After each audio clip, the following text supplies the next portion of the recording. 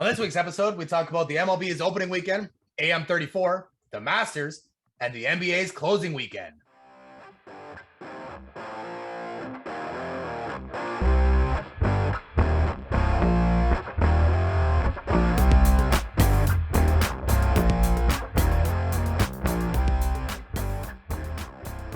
Hello, everyone, and welcome to episode 14, season 2 of Points and Penalties. For all our listeners, we'd like to remind you to please subscribe wherever you get your podcast.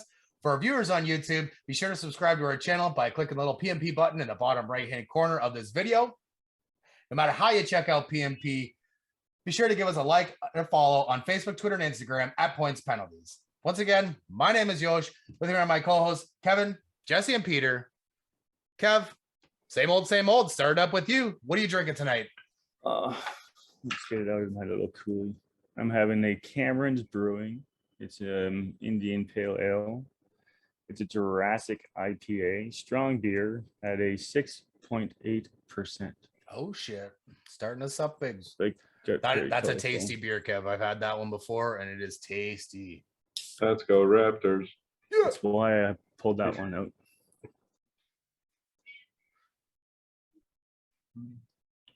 Oh, yeah. It's nice. I'm going to drink these two pretty quick. Do you feel like a dinosaur? Rawr. Jesse, what are you drinking today, sir? Well, I am drinking Coco, Dojo, Imperial Stout. It's from Prince Eddie's Brewing Company, and it's with banana, coconut, coffee, and vanilla. Yeah, it's going to be a strong one, boys, at 10%. Oh, shit. Yeah. And you're going to be up all night.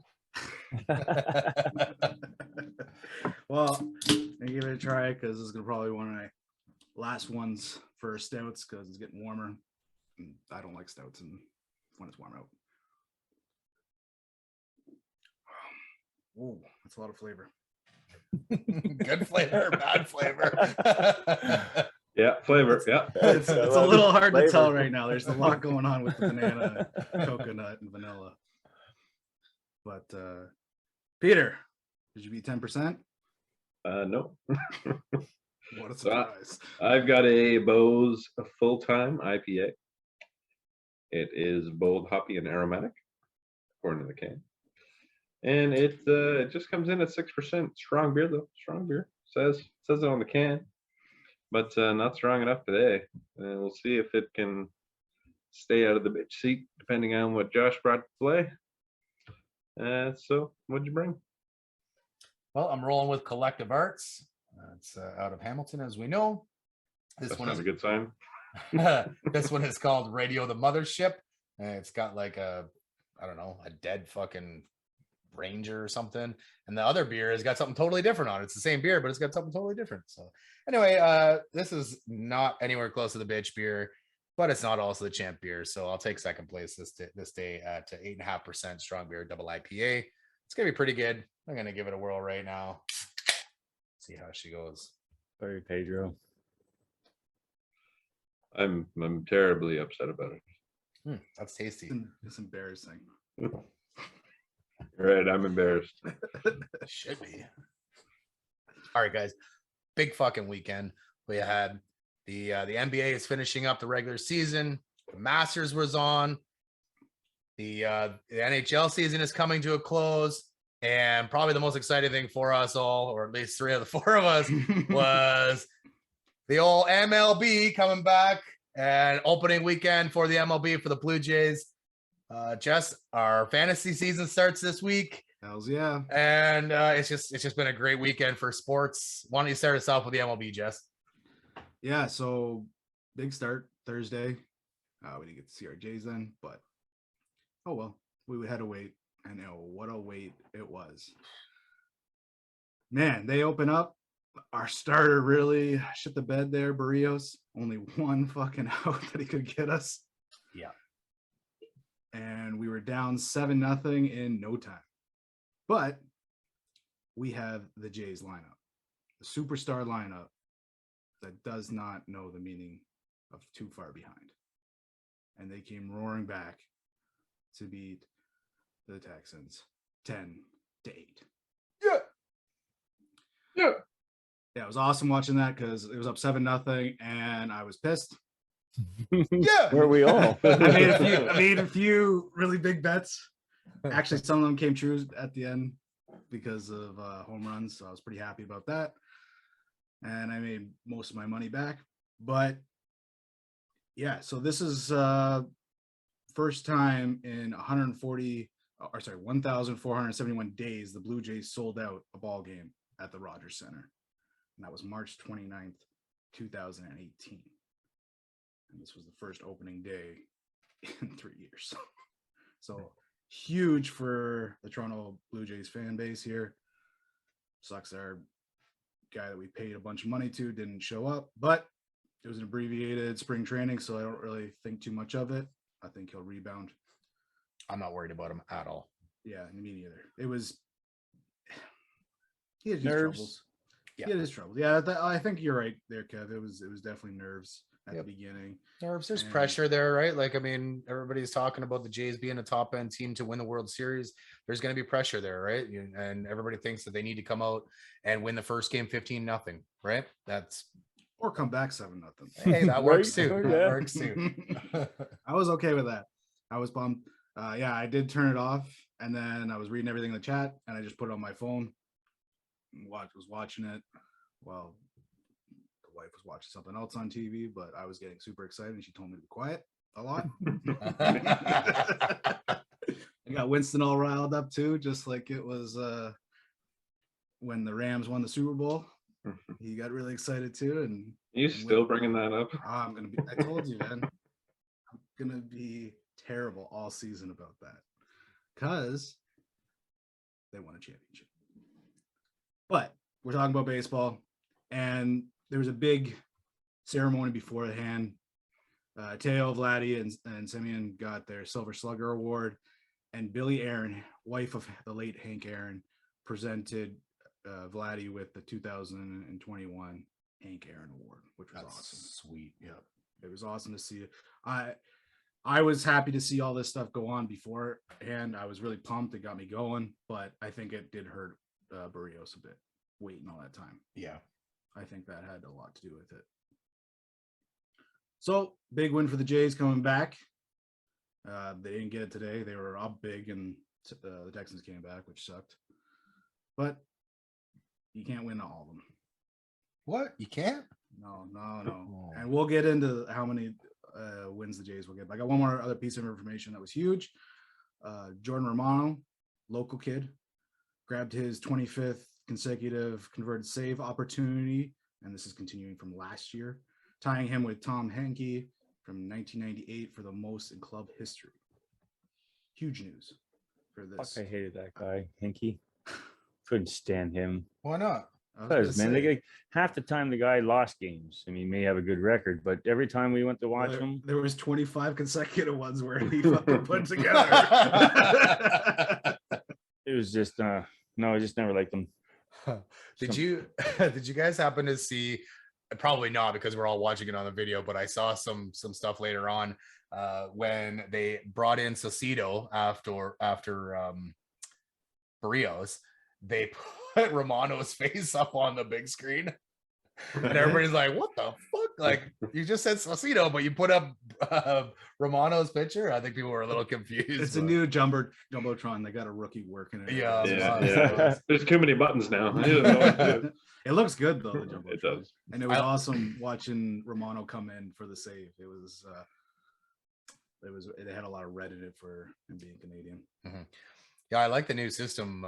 Just the lighting and whatnot. Back in the day when the old lights, once they got up to a certain working temperature, once you turn them off, they have to cool down. So back in the day, if you ever lost power or what have you, you wouldn't be able to. Yeah, you wouldn't be able to start it right away, even though you might have had power back. You have to wait until those lights cool down before they'll come back on, and then it takes a little bit for them to get back up to full intensity. That's my the just electrician coming out of me here talking, but. The new LEDs, you can flip them on and off like your household light switch. And so now they do that when, like you said, Jess, like it was a bunch of red and whatnot when Romano came in. So now they changed the colors and everything could just be flip. And it's really cool new way that they've done it. screen. If you're looking at the jumbotron at least on the left hand side, they're now keeping like old school baseball score where you would be scoring. You circle the 1B and you draw them to first, like we do on on slow pitch Sundays. That type of thing. So I guess not Sundays anymore; it's Wednesdays now. But and so that's kind of cool. Marks because of mistakes that happen. Yeah, well, yeah. So I think that's kind of cool, just because it's a lost thing that people do at games. You used to see back in the day all kinds of people sitting in the stands and they would keep score on paper, but program and have everything in there for you. Yeah, so not too many people do that anymore. You'll see some older folk doing that, but you don't see anybody even our age doing it. But it can be fun to do that, especially if you know what you're doing and you're like, oh shit, that was a 5-3 put out or whatever, right? And you're supposed to write that shit down. So it's kind of cool just to see that, because it kind of gives the old school vibe back to the baseball scoring situation. So I wasn't there live, haven't seen it in person yet, but I'm excited to see the new improvements and the new improvements over the next few years, because they've committed to spending a shit ton of money on that stadium over the next few years, because it's going to be, the Skydome is going to be the Jays' home for the next, I think, 15 years, they said. So they've squashed the idea of building a new one in the short term. Obviously in the long term they will, but the question is, where the fuck are they going to put it?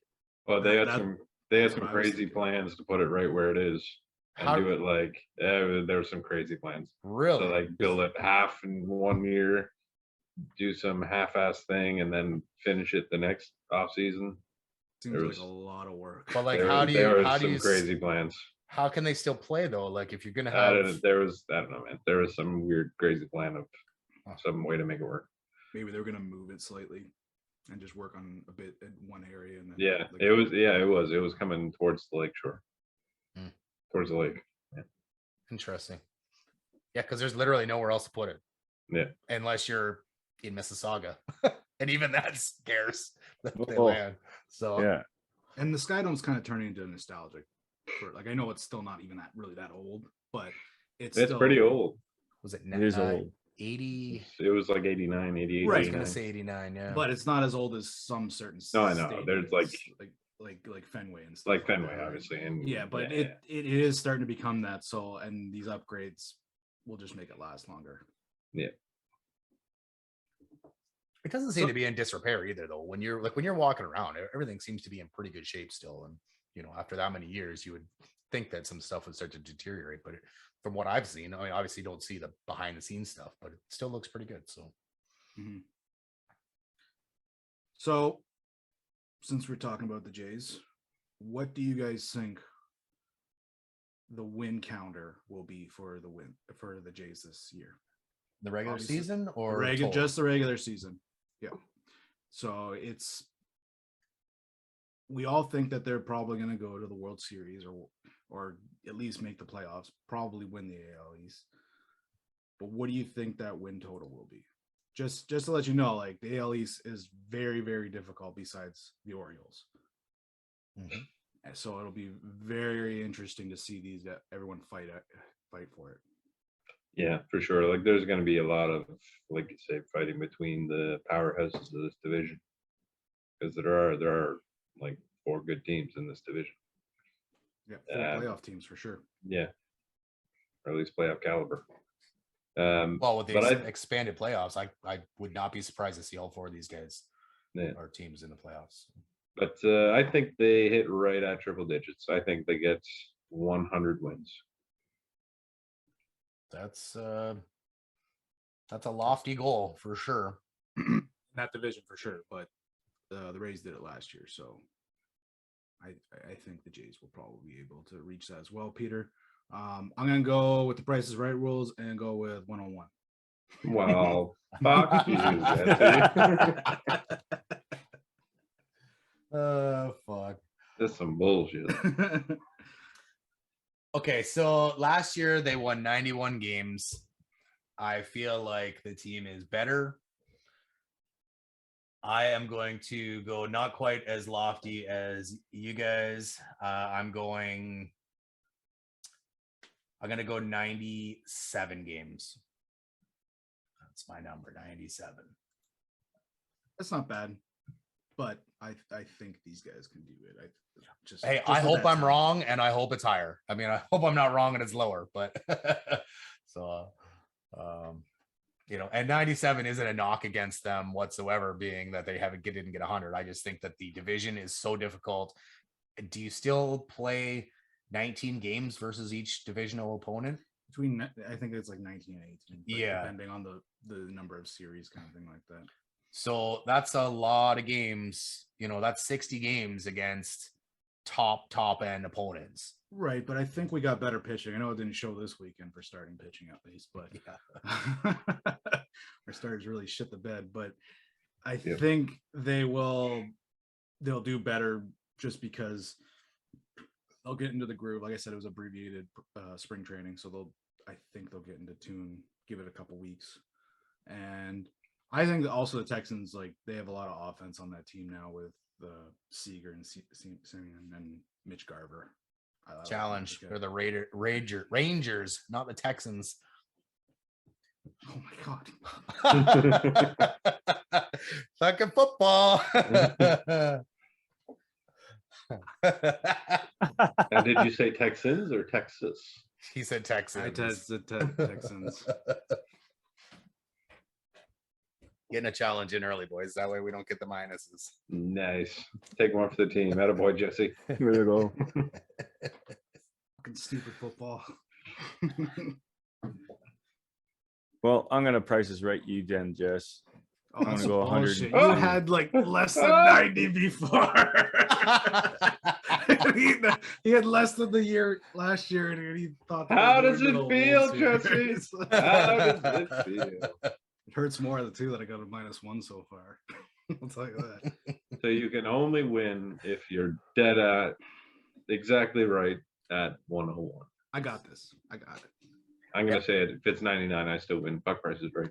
No, Josh That's- wins. Josh What are you wins. talking about?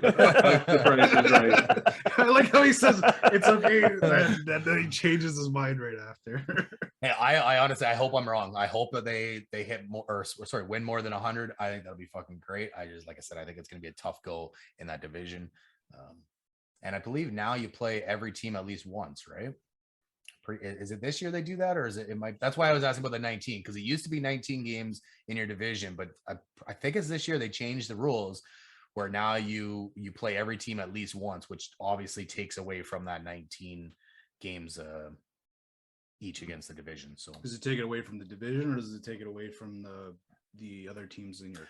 yeah, I guess it could be from the conference. Yeah, I'm not 100% sure on that. So either way, like I said, I hope I'm wrong. I hope they win 100 or 110, 150 would be sweet. That would be impressive. If they got Just win the division. Who cares how many wins you get? Exactly. So this is like I said, 2 out of 3 this weekend. Not too shabby. Pitching wasn't the greatest. Defense looked pretty solid. Wasn't the greatest. It wasn't. I mean, do you have a rebuttal to that? Wasn't the greatest? It was shit. Well, that's not the greatest then, right? Hey, I didn't want to throw them completely under the bus. It's the first fucking outing for each guy, each pitcher. Okay, well, let's also agree that the relievers had a lot of work to do the first 2 games, and then today they fucked. Well, Rio fucking blew it, but they didn't do much better afterwards either, and they've been put to a lot of work. So, all right. So since we're talking about how bad this division is, or well, how good it is, but how bad it's going to be for the Jays to go up against each team. Aaron Judge turns down a 7 years, $213.5 million deal with the Yankees. Could you? I know we're not all superstars here, but could you imagine turning down $213 million US? Oof. I mean, Especially no, the Yankees. Like, you're gonna be on a good team no matter what. Yeah, it's a tough one. I mean, obviously he feels like he's worth more than that, right? So that's obviously why he turned it down. And when you see all these other guys getting, $300 million contracts and so on and so forth, if you feel that you're just as good as that guy, then... Okay, but there are a lot of them are younger. Yeah, like minus Scherzer. but he's also a starting pitcher too. Yeah, and it's he's different for been sure. he I'm sure the Dodgers offered him something, and then the Mets were just like, "We'll give you a little bit more if you come here," and he was like, "Done, not a problem." Like that was a ridiculous contract the Mets gave him. Like I still think Scherzer's one of the best, but he's not the best on that team. I mean, he is when he's healthy, or when the other guy isn't healthy, which is DeGrom. But I think DeGrom's better than Scherzer. Well, like I said, DeGrom is injury prone, so the Yeah, he man makes cannot stay healthy. makes 12 to 15 starts a year, so Mhm. it's tough. But I still think when he's healthy, he's the best. But yeah, with Judge here, he also turns 30 years old, so that's huge in late April. And he was set to receive a $17 million in his final season of arbitration, meaning the Yankees total offer would have been $230 million over 8 years. That's still really, really good. And like the contract that they were offering him, it would have paid him north of 30 million a year. That's a lot of money for a guy that's turning 30.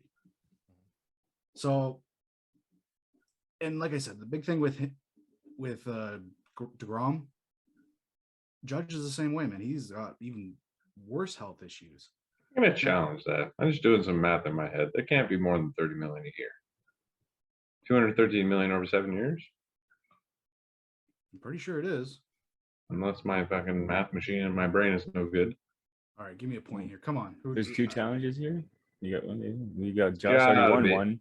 Got to be way less than 30 million a year. 30.42. Boom, north, and I said north. Damn it. And that was only 213 as well. I didn't even include that $500,000 there. So 213 divided by 7 is 30.428 million. There you go. Math no good. Because I did quick math, and I'm like, what? No, that's gotta be it. I was just doing the 7 divided by 21. You know where I got fucked up? I was thinking the 8, not the 7. That's what fucked me up. Oh, well. Way to get that back, Jesse. Yes. You did. And it's -1 for Peter, which is also helpful. Ah. And Yosh he's right on your trail now. Yeah. Uh-oh. I mean the 230 million at 8 years is not 30 million. No, I said the 7 million at Yeah. at 230. Okay. Trying to get me another -1, this guy. Hey, it would have been a hell of a show if we would have got Jesse on 2 minuses right away. That would be a Hall of Fame show right there. We haven't even got into their second topic yet. Man. No. We've got plenty of time, I guess. Except that he's even already, so now we got to get him back down to minus. I'll sit pretty. Don't you worry. Yeah, you're just gonna sit Yeah, there, just- fucking mouth closed, lock it up, throw the key away, right, Jess? Just All right, smile and nod this way or this way. Yeah. So the health issue with Judge. Now he's a big boy at say 6'7", but he's only played over 3/4 of a season, and this is including the 2020 season twice. And he's only hit over 100 RBIs once, and that was in his rookie year. So my question to you guys is, will Judge receive a larger offer, do you think? And I would have to guess that this would be a per year basis is what I would go off of, not the term. Total, yeah. Well, I disagree. Like I think that's what he's going for, though. I think he's going. That's the reason why he turned that down. Yeah, so a team might give him more per year over a shorter term, but in the long term, is that going to be a smart decision for him? Well, it Well, yeah, depends the question is will he regret this decision? But Right. I'm gonna think that we're right now, because he's going for the higher average per year. So one, do you think he'll get that with him having all these health issues? And like last year he played a lot of games, but I think he hit 99 RBI, got our 99 RBI. So yeah, it fits my narrative of what I'm saying here, but it's only twice that he's hit 99 RBIs. Yeah, so I think he probably I think he probably could get more per year in free agency for a shorter term. Probably a little more. At the end of the day, I think he's going to stay with the Yankees, in my opinion. I think he's probably just using this as leverage, but we'll see.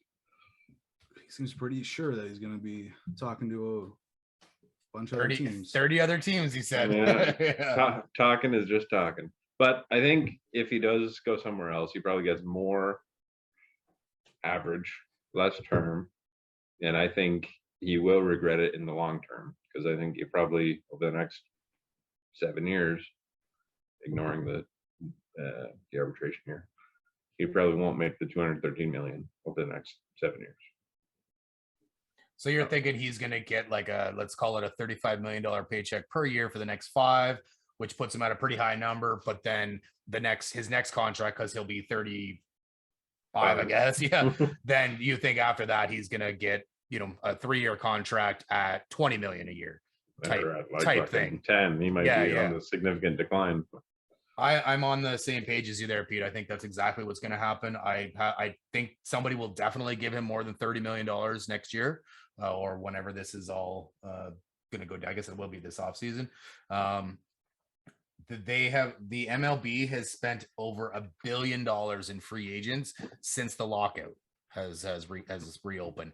There is no shortage of cash in the MLB, and somebody will pay him, whether it's, and it very well could be a Dodgers, it very well could be a Red Sox, and that would be that'd be fun. That would be a fucking oh man, the Yankees would hate themselves for that if he ended up going to to the Red Sox. I can't see him coming to the Blue Jays. We just have too much talent in our outfield right now to boot somebody out for him. So but yeah, I'm on the same page as you, Pete. I think he gets more in the short term, but probably in the long term over these next 7 years, he probably does regret it and probably takes a little less overall when it comes down to the final dollar figure.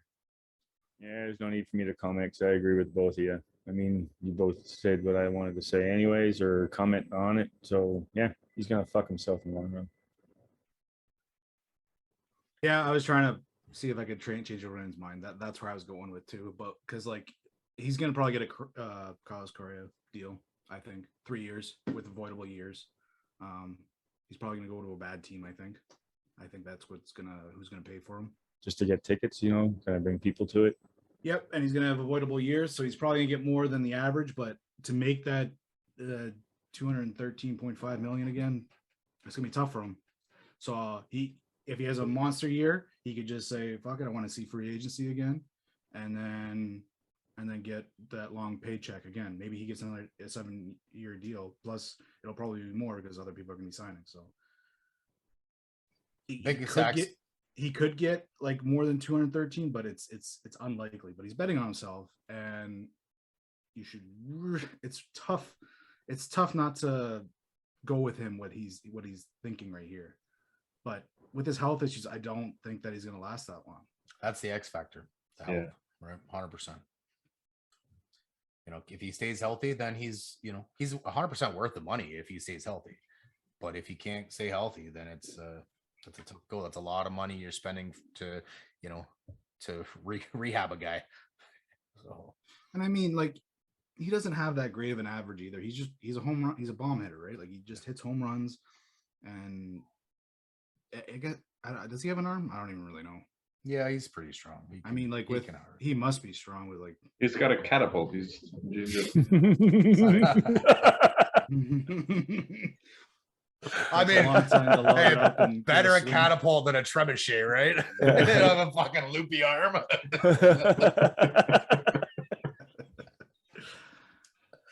All right, boys.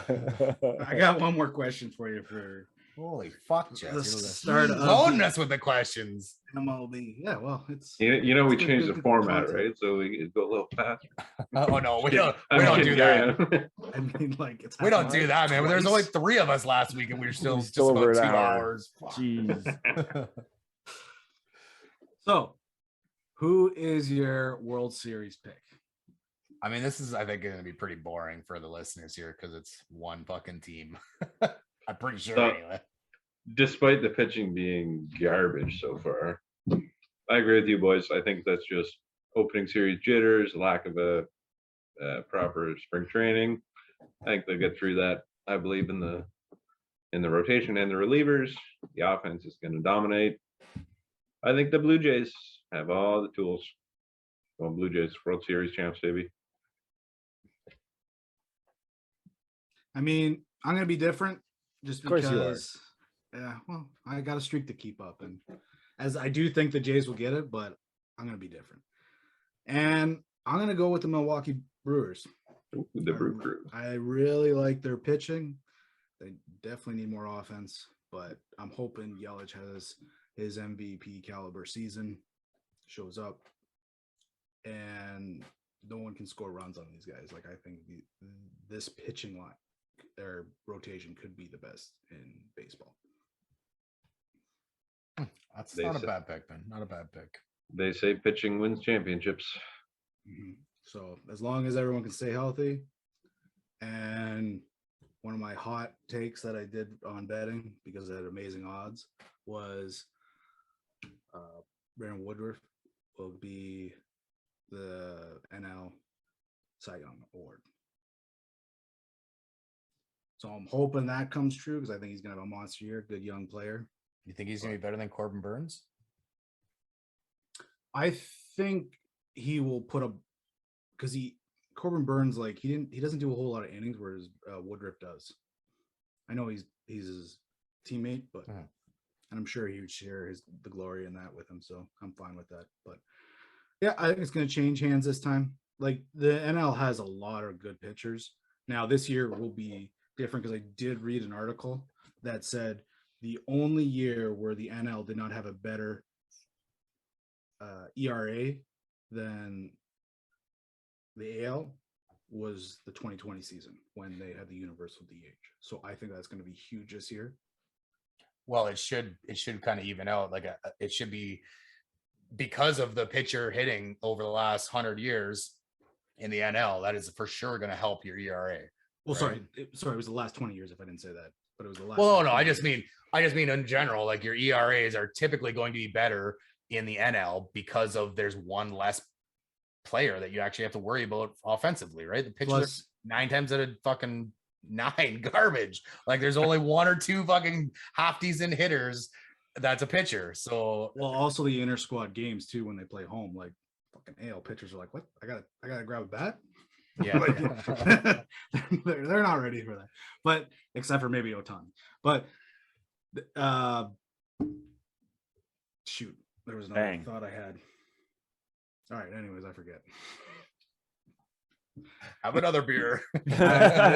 I'm almost done this 10%. This was a long segment. All right. So Peter, what's happening with your Maple Laughs? Hey now. There has been some records broken with the Leafs, okay? In terms of goals scored in the season, baby. Austin Matthews is now number 1. Past There he 5 is. earlier with his 55th goal, and he's now up to 58. But more impressive, or equally as impressive, he has put up 51 goals in his last 50 games played.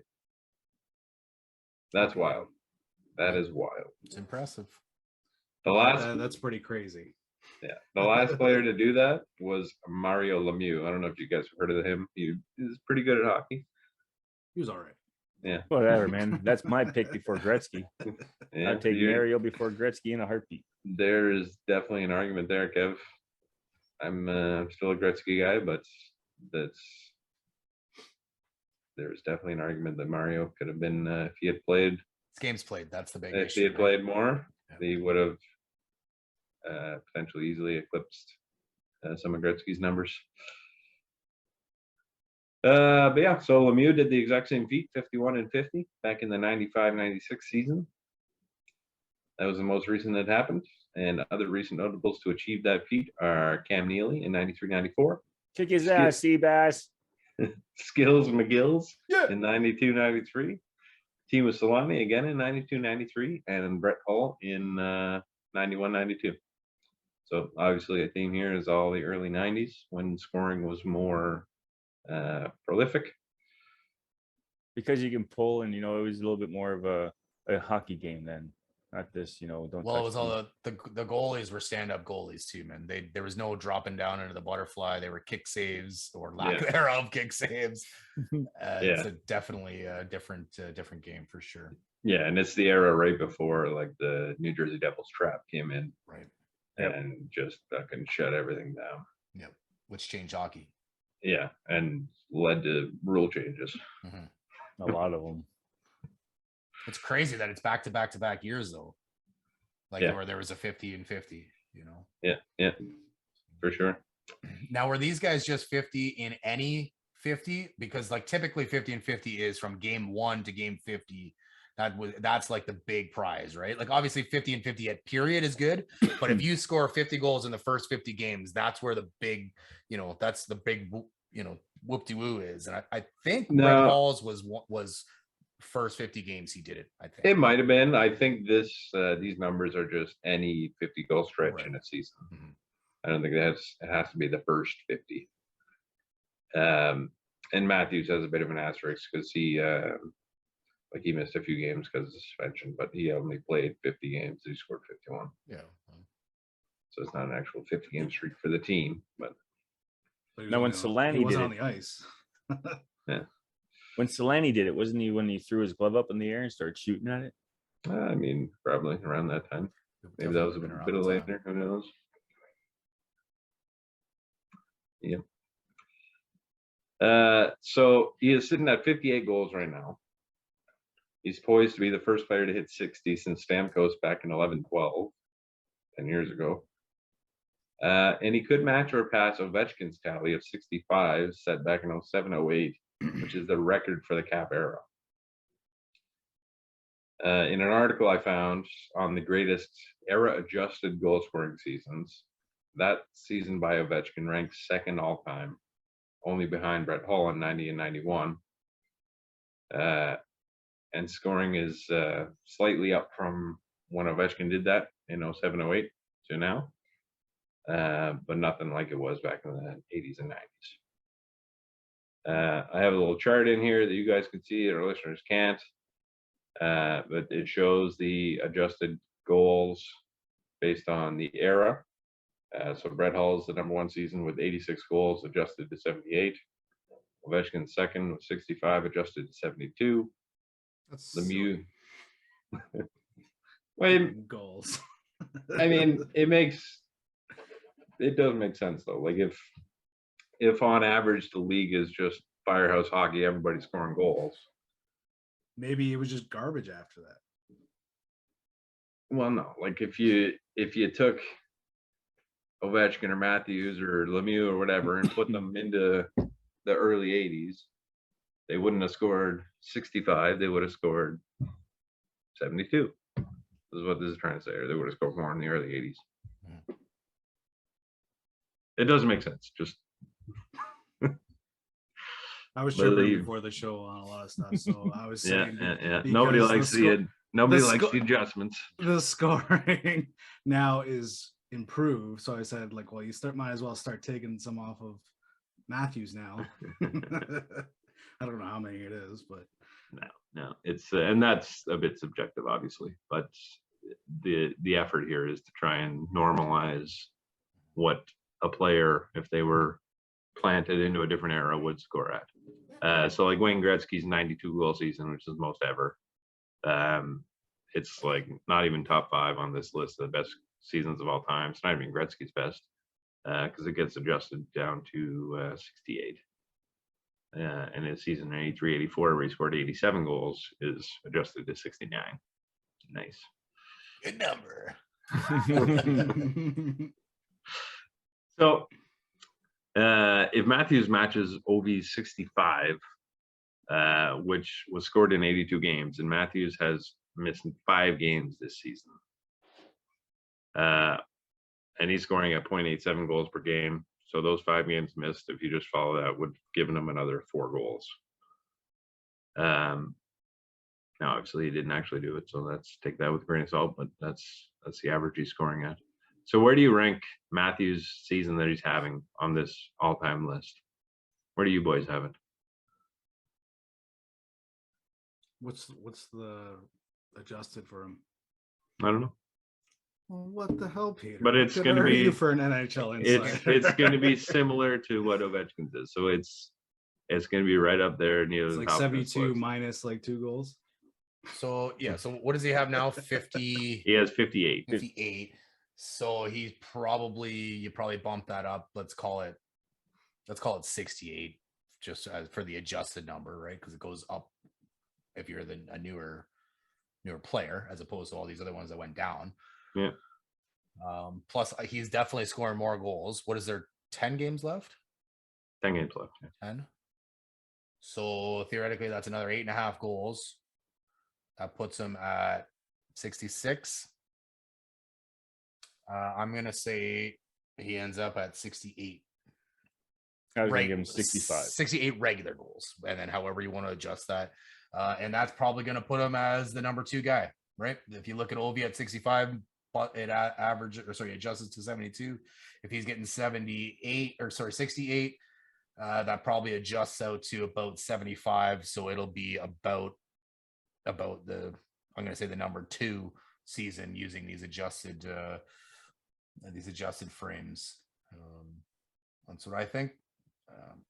I would love to see this guy hit 70.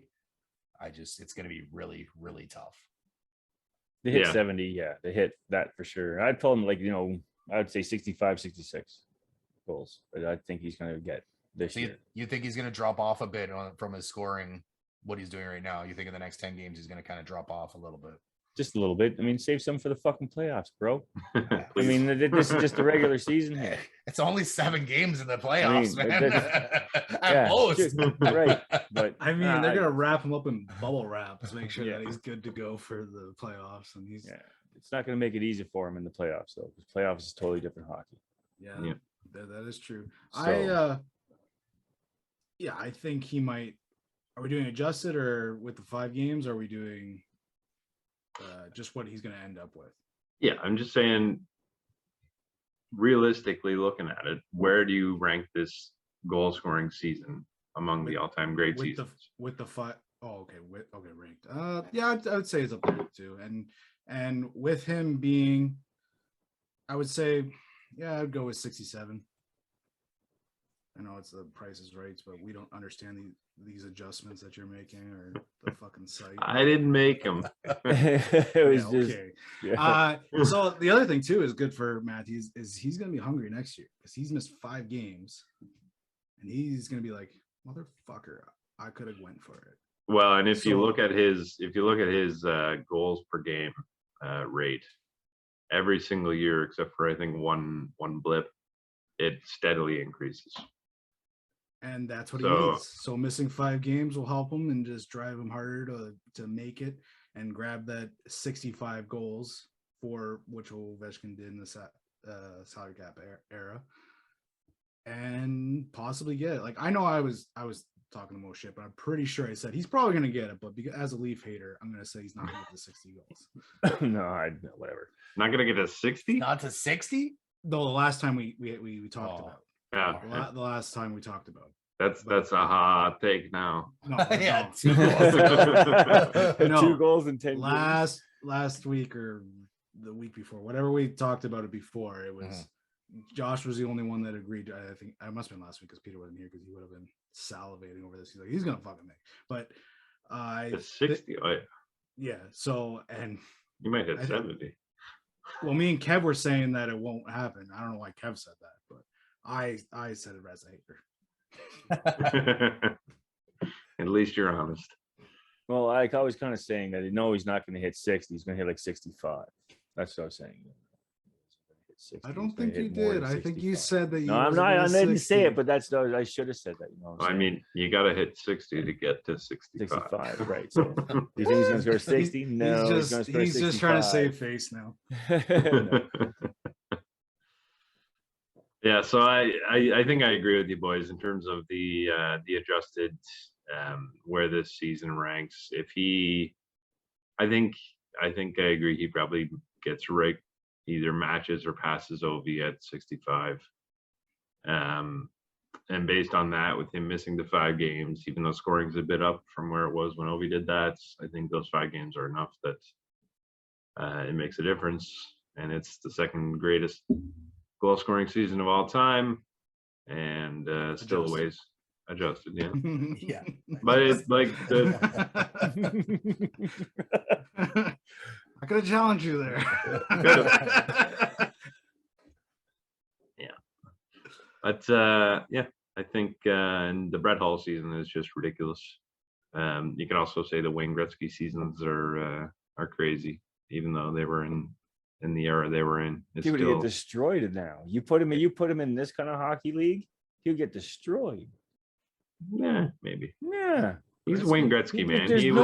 There's no one there to protect them anymore, man. I don't Sure think is. that there's no one Come fights like on. superstars anymore. You're telling me that Simmons wouldn't beat the shit out of somebody if Gretzky was on the same team as him? There's all kinds of bullies out there, and not nearly as many as there used to be, but there's always a guy that's gonna fight, and it doesn't even need to be a brawler. Like, it could just be a dude that's like, you know what, you don't touch Gretzky, I'm gonna back him up here. Like, I think Gretzky's got fucking just as much skill as Connor and as fucking Austin does. Put him in this league, this league right now, I guarantee you he does just as well, if not better. Oh yeah, 100%. he probably wouldn't do as well as he did in the 80s. Right, but he still does as well as them. Oh yeah, he'd be the best in the league. Yeah, Yeah.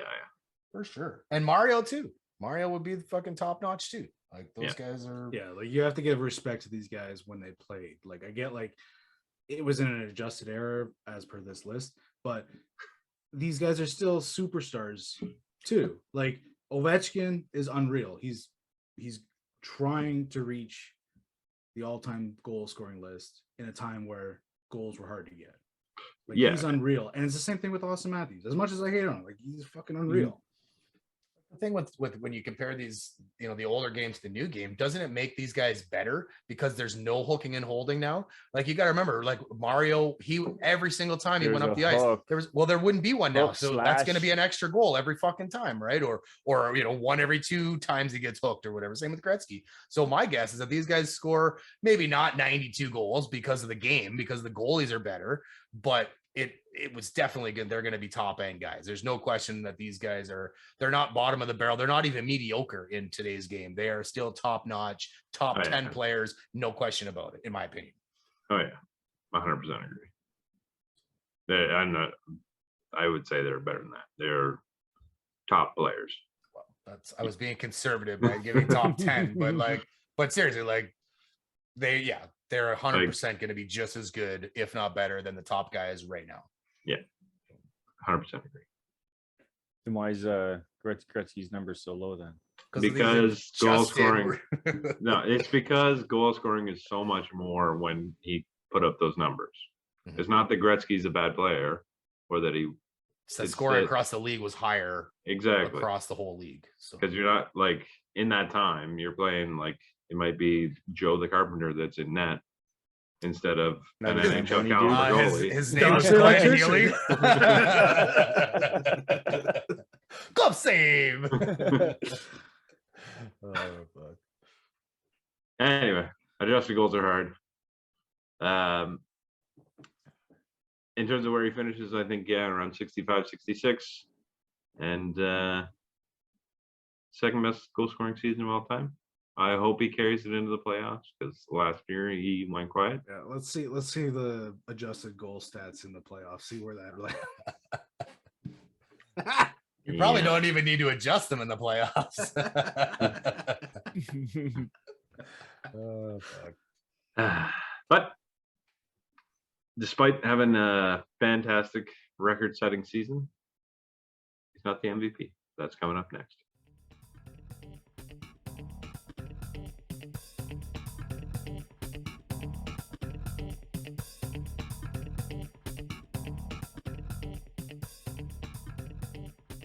So this week's MVP, for being the first player in NBA history to score 2,000 points, 1,000 boards, and 500 assists in the same season, Nikola Jokic The Joker.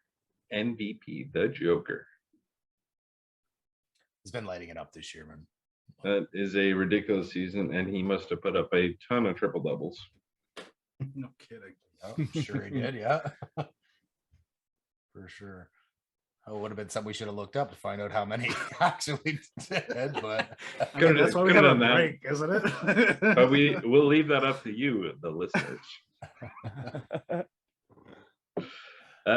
So he is still the leading candidate for the MVP award, but we're going to get into that in just a second as to if we actually think he's going to win that or not. In the meantime, for being the first player, 2,000, 1,500. Cheers to the Joker. Cheers, buddy. cheers, Mr. Jokic. Yeah, so as you guys alluded to, MVP, obviously the season is coming to a close this evening, being Sunday. And that means all bets are off after this because it's only based on regular season. Now, we had in the past, we had picked who we thought was going to be the MVP. Way early in the season, I had said that it was Steph Curry when he was going. Actually, it was before he was going off, and then he went off, and I was all fucking, oh yeah, who's the man? Who's the man? And it's not me anymore because Steph is not going to win it this year. With the injury, he had a bad second half, and then the injury as of late is obviously going to hurt him as well. But he was out of the conversation before the injury. Basically, it's a three-man race in Jokic, Embiid, and Giannis.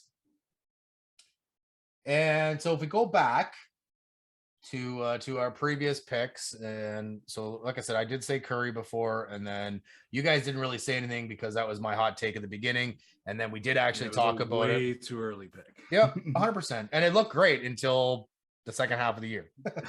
Until it didn't. Until it didn't, right?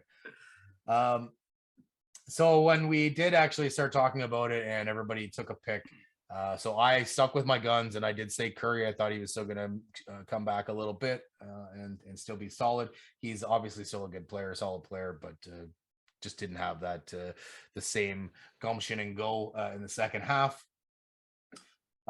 Jess, you had said that Giannis was going to win. This is back, a few weeks ago, whatever. Episode 9. Episode 9. So go check it out. 4 episodes ago. Pete, you had Joel Embiid. Yeah. And Kev, you had Ja Morant. Ja. As your winner. Ja, you had Ja. You had Ja. So now that the season has come to a close, or will be shortly, do you guys still have the same picks? Not at all. Or are you switching it up? I'm switching. I always stick to my guns. Unless they're wrong. Unless they're conditional. And so in this case, they're wrong, but unless they're clearly wrong. Yeah. All right, Kev. So no more Ja. So who do you think's got the MVP wrapped up this year? I got the Joker. You're taking the Joker. It's a tough one to go against the Joker right now with the 2,000 points, 1,000 boards, and the 500 helpers. That's insane. And he did all that, and maybe the 2,000 points you can figure without a couple top end guys, most notably Jamal Murray, Kitchener boy. They've talked about him, and it's up to him if he's going to come back this year. I don't know. I haven't heard whether he's going to play in the playoffs or not. I'd love to see him just because he's a hometown boy, but at the same time, might almost be better if he just sits it out and comes back super, super healthy next year to help Denver. But it's the playoffs, man. Like, why wouldn't you, if you're close, why wouldn't you want to be there? Right. So I agree with you on that. Like, yeah. help And out your team. Like, yeah. And he's close. The regular season gets thrown out the window right now. So, and he's close to being back. So it's a tough decision, and they've said it's on him. The Nuggets have said it's his decision. So obviously that's getting a little off topic here, but as I said, Jokic is doing this without a couple top end guys, Porter Jr. and again Murray. So This is absolutely huge for me. There is no question that it's Jokic. I'm going from Curry because there's no chance he's got zero chance to win this thing.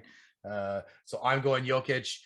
He's just too strong, too good, and he's he's sure the team is there, and the team is definitely helping him. The team around him is good, but he's doing it without superstars. So for me, Jokic has got this one in the bag.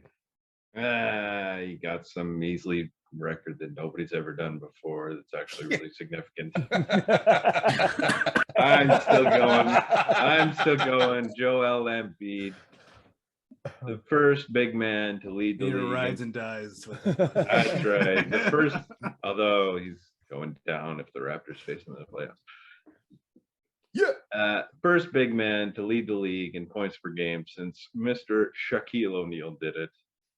How do you not make this man your MVP? Let's go NBA. You know who it is. Joel Embiid, MVP. Nikola Jokic. Yep. They've got it right. They'll get it right. Yep.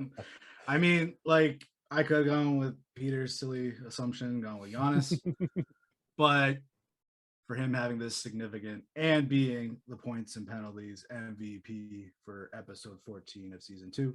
I mean, that's the kicker. Joker. I mean, that's high end right there. I mean, Yeah. shit. They were dead even, but then points and penalties MVP that was enough. Puts for him over the Jokic. top. Puts him up Gets a that notch. hardware from from us and the NBA. But there's no hardware for most. Wait a second. We got hardware? We'll give You him can a have- beer. You We'll can give have him a beer. software. You can have the words. We can get him a koozie. We can do that. That's And right. filled with a beer. We can do a beer and a koozie. I think we can Yeah. afford that. Exactly. High rollers on this show. Now, Jess, if you would have stuck with your old boy Giannis, I would not be chirping you as much as I chirp Peter about Embiid, because I think Giannis is the number 2 for this over Embiid. For sure. But this record puts him over the top. Yeah. Goes back to back. Yeah. Just like Giannis did. Like, I love it. Like, he's an awesome player. I do think he gets a lot of calls, but so does every other big man too. Even Embiid and Giannis too get a lot of soft calls, but they're superstars. Yep. So I don't see why Jokic shouldn't get that either. But it's great to see him there, and I think Giannis came close, better than Embiid. Giannis would be my number 2 as well. Yeah, for sure. Well, you guys have been wrong before, and you're wrong again. No. Do they just on that topic? Do they actually do like a 1, 2, 3 thing? No. Do they do voting? or They is it show just the here's winner? votes afterwards. They show, like, I think the ranks, like who. Yeah. Like, But the it's runner-up. not. Yeah, but you don't get accolades. You don't get a pat on No, the back. I You know. can be a No number 2. hardware. I know, but most, like, I don't know who votes on this shit, but in the NHL, it's writers, and NBA, they do. it's an NBA. They vote rules. the number 1, they vote the number 2, they vote the number 3. Yeah. So. Yeah, Okay, there'll so definitely be votes, but it'll be interesting to see who's actually 1, 2, 3. Because really, at the end of the day, we talk trash, but I could see any of these 3 guys getting it. No, man, it's Giannis number 2. it's Jokic, Giannis, Embiid. maybe Embiid. Maybe Curry steps in there. Who knows? No, it's 100%. No. It's 100% going to be Jokic, Giannis, and then Joel. For me, that's how I would put my votes in. Yeah, you might as well just write the ticket as that. Yeah, pretty well. First big man to lead the league in 22 years. Come on. It's fine. The only reason that he led the league was because LeBitch decided not to play the last handful of games. Oh, 100%, because LeBitch was beating him. And had he played, he decided to not play. I think it was for sure the last 2 games, maybe the last 3 or 4. I think Giannis is pretty close to. Yeah. So, but yeah, there you go. 3 of us are right. 1 of us is wrong on that one. And surprise, surprise, 3 of us are right for the rookie of the year, and 1 is wrong for the for the rookie of the year. So, Kev, you started out with Mr. Scotty Barnes as your rookie of the year. Have you changed your mind? Not one bit, sir. He's gonna stay it. He's gonna be the rookie of the year for sure. Jess? yeah, man, Barnes is it. He has been playing unlike Mobley. He's been hurt. I get it, Yeah. but The best ability is availability, and this guy does everything for the Raptors. That's deep. That's that 10% talking right there. But he does everything for the Raptors, man. He plays wherever he's told to go play. Mobley has one position. That's all he does. And don't get me wrong, he does it well, but he ain't flexible like Barnes. And Barnes he may not be as good defensively, but He's not. he's pretty close. He's not as good. I mean, okay, so here's my argument on that. He's got more steals than him. So I would say that Mobley in a equal world is probably better defensively, and I know I definitely said that prior. But I've looked into some stuff and read a bunch of stuff, and Scotty Barnes goes against the number one guy on the other team more often than not defensively. Evan Mobley, flexible, and Evan Mobley does not. Yeah, Mobley goes against the number two guy. Sometimes he'll play the number one guy, whatever. Scotty Barnes is top 5 in every major category. No other rookie is. My notes, man. Yeah. No other rookie is top 5 in every major category. Just Scotty Barnes. And like I said, Jess, he is, the Raptors are positionless. They really are. Every guy can pretty well play, except for maybe Freddie down low. Freddie's not a center, but all these other guys that are 6'7", 6'9" guys, they can all step into that center position and play it well. Not as good as Jokic, not as good as Embiid, that type of thing. But these guys are serviceable, and that's the game that the Raps play. And every guy can move around. Now, we've talked about that, but specifically Barnes can play any fucking position, and he's fucking great at it. To me, there's no question that it's Scotty Barnes. Yeah. And one other thing, he has played the most minutes as a Raptor. He's better than any Raptor, or played more minutes than any Raptor. Challenge. That's Pascal Siakam. Shit, did he beat him this week? I don't know. I'm not even including today. I'm pretty sure I looked it up today, or I just saw the minutes played, and I saw it this week, and it was. Now, before we look this up, are we talking minutes per game or minutes played total? Oh, okay, so I was going per game. So no, it's total, man. Like I said, best ability is availability. I mean, per game makes more sense. No, it doesn't. It does. Yeah, because it accounts for injury. To me, it doesn't, man. Because this load management, like, I get it, but there's 82 games. You got to play for 82 games. I guess there can't be a challenge then, because I'm basing my Siakam off of per game. So yeah, I'm basing it after totals. Okay, and that's what I said. I said the most minutes for the Raptors. But let's fit. If someone wants to look that up, for sure, go give her. See if I'm right on that or not. Well, per game, I do it in the minutes per game in the league, tied for number 1, Freddie VanVleet and Pascal Siakam, according to the score. That's per game. A lot of the starters have played for the Raptors, and that's the thing is you have to watch out for the playoffs, because they're a little wear and tear on them. Yeah. So definitely per game, I would have been right. I don't know what the totals are, which obviously we can look up. That's where I prefer to look. To tell you the truth, I get the per game thing, but load management is fucking. But yeah, the thing is that when you look at all the awards and stuff like that, it's all based on per game. I understand that. I understand that completely. I'm part of I like NFL, and you have to play. It's not a per game thing, right? Like it's because there's so many less games. Like it.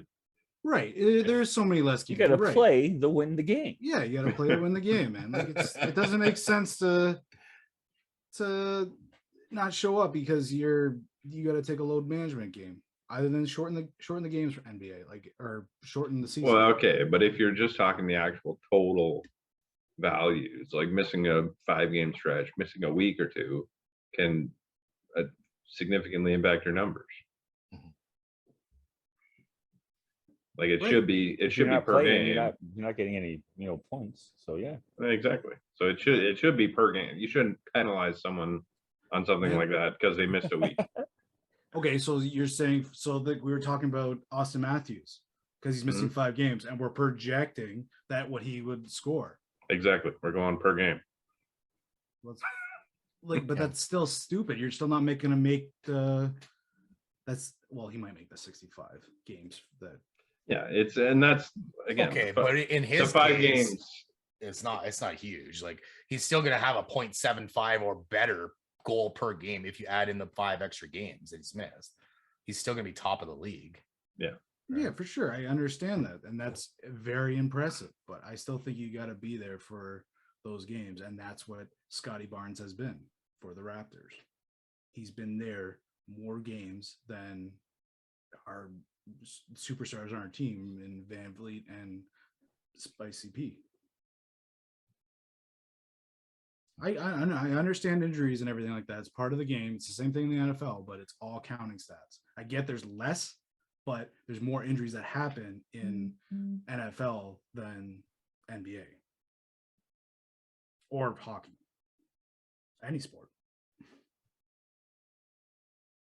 So we still talking about our rookie of the year? Yeah. Well, yeah, Okay. we are. So then I guess Peter, who do you have then? I am so I'm the only one here on this list that has stuck to my guns on both of these choices. I mean, MB We for all the stuck to our MVP guns no, on the I'm rookie and of saying the on year. both the the choices. MB He for said the both the MVP choices. He and said rookie of both. the year. I'm going with Mobley. At the end of the day, I hope Scotty Barnes wins it, but I also kind of hope Mobley does, just so I can rub it in your boys' faces. Surprise, surprise, conditional, right? I don't know. I want Scotty Barnes to win. I still think it's going to be Mobley. I think the time that he's missing right now is only going to help his case, because most people are not like Jesse and they look at per game numbers and not just totals. Hey, man. And That's how I think. Like I said. and with Mobley out of the lineup, the Cavs suck. I don't know what their record is exactly with him out of the lineup, but it's not good. Okay, so I found the minutes total, and in the league, the Raps are halfway down. Well, not a 1, 2. That's weird. Anyway, Scotty Barnes has, according to StatMuse, Scotty Barnes has 2,596 minutes in 73 games played. Pascal Siakam has 2,578 minutes in 68 games. So he's played 5 less games, and he's got 18 less minutes. But obviously with those 5 less games, that's where it pushes him up on the games per minute or minutes per game. And then Freddie Van Scotty's there Vliet, for his team. yeah. Freddie Van Vliet's got 24-62 in 65 games. So, like I said, because we were on different pages on total and per game, I don't think we can actually have a challenge here. But that's up to you guys, because I really can't say we can't have a challenge when I'm in the challenge. So, No, you're right. It's a dead challenge, but it just illustrates the point that clearly Spicy P, like I don't know what their minutes per game are, but his is clearly going to be higher. it's 29.7 was something like, I think that's what it was for Yeah, because if he had one more game, he would have been ahead of Scotty. yeah, other way, 37.9 for Freddie Van Vliet and Siakam minutes per game. Yeah, so half a game would have put him ahead of Scotty, but because he missed the 5 or whatever, And he's actually, behind. when you go per game, Gary Trent has got 35. That's just below Scotty at 35.6. So how many games has Siakam played? 68. Yeah. So I also found another thing here. Scotty Barnes is the 11th in the league in total minutes for a rookie. That's how much the Raptors. I get that he's 11th rookie or 11th overall? No, he's 11th overall. 11th overall. As 11th overall as a rookie. He has that many minutes. I get it. Like he's played 73 games. So hasn't played the 82, but like he still plays a lot. And he's had injuries. He's had wraps on his hands and stuff like that during this season.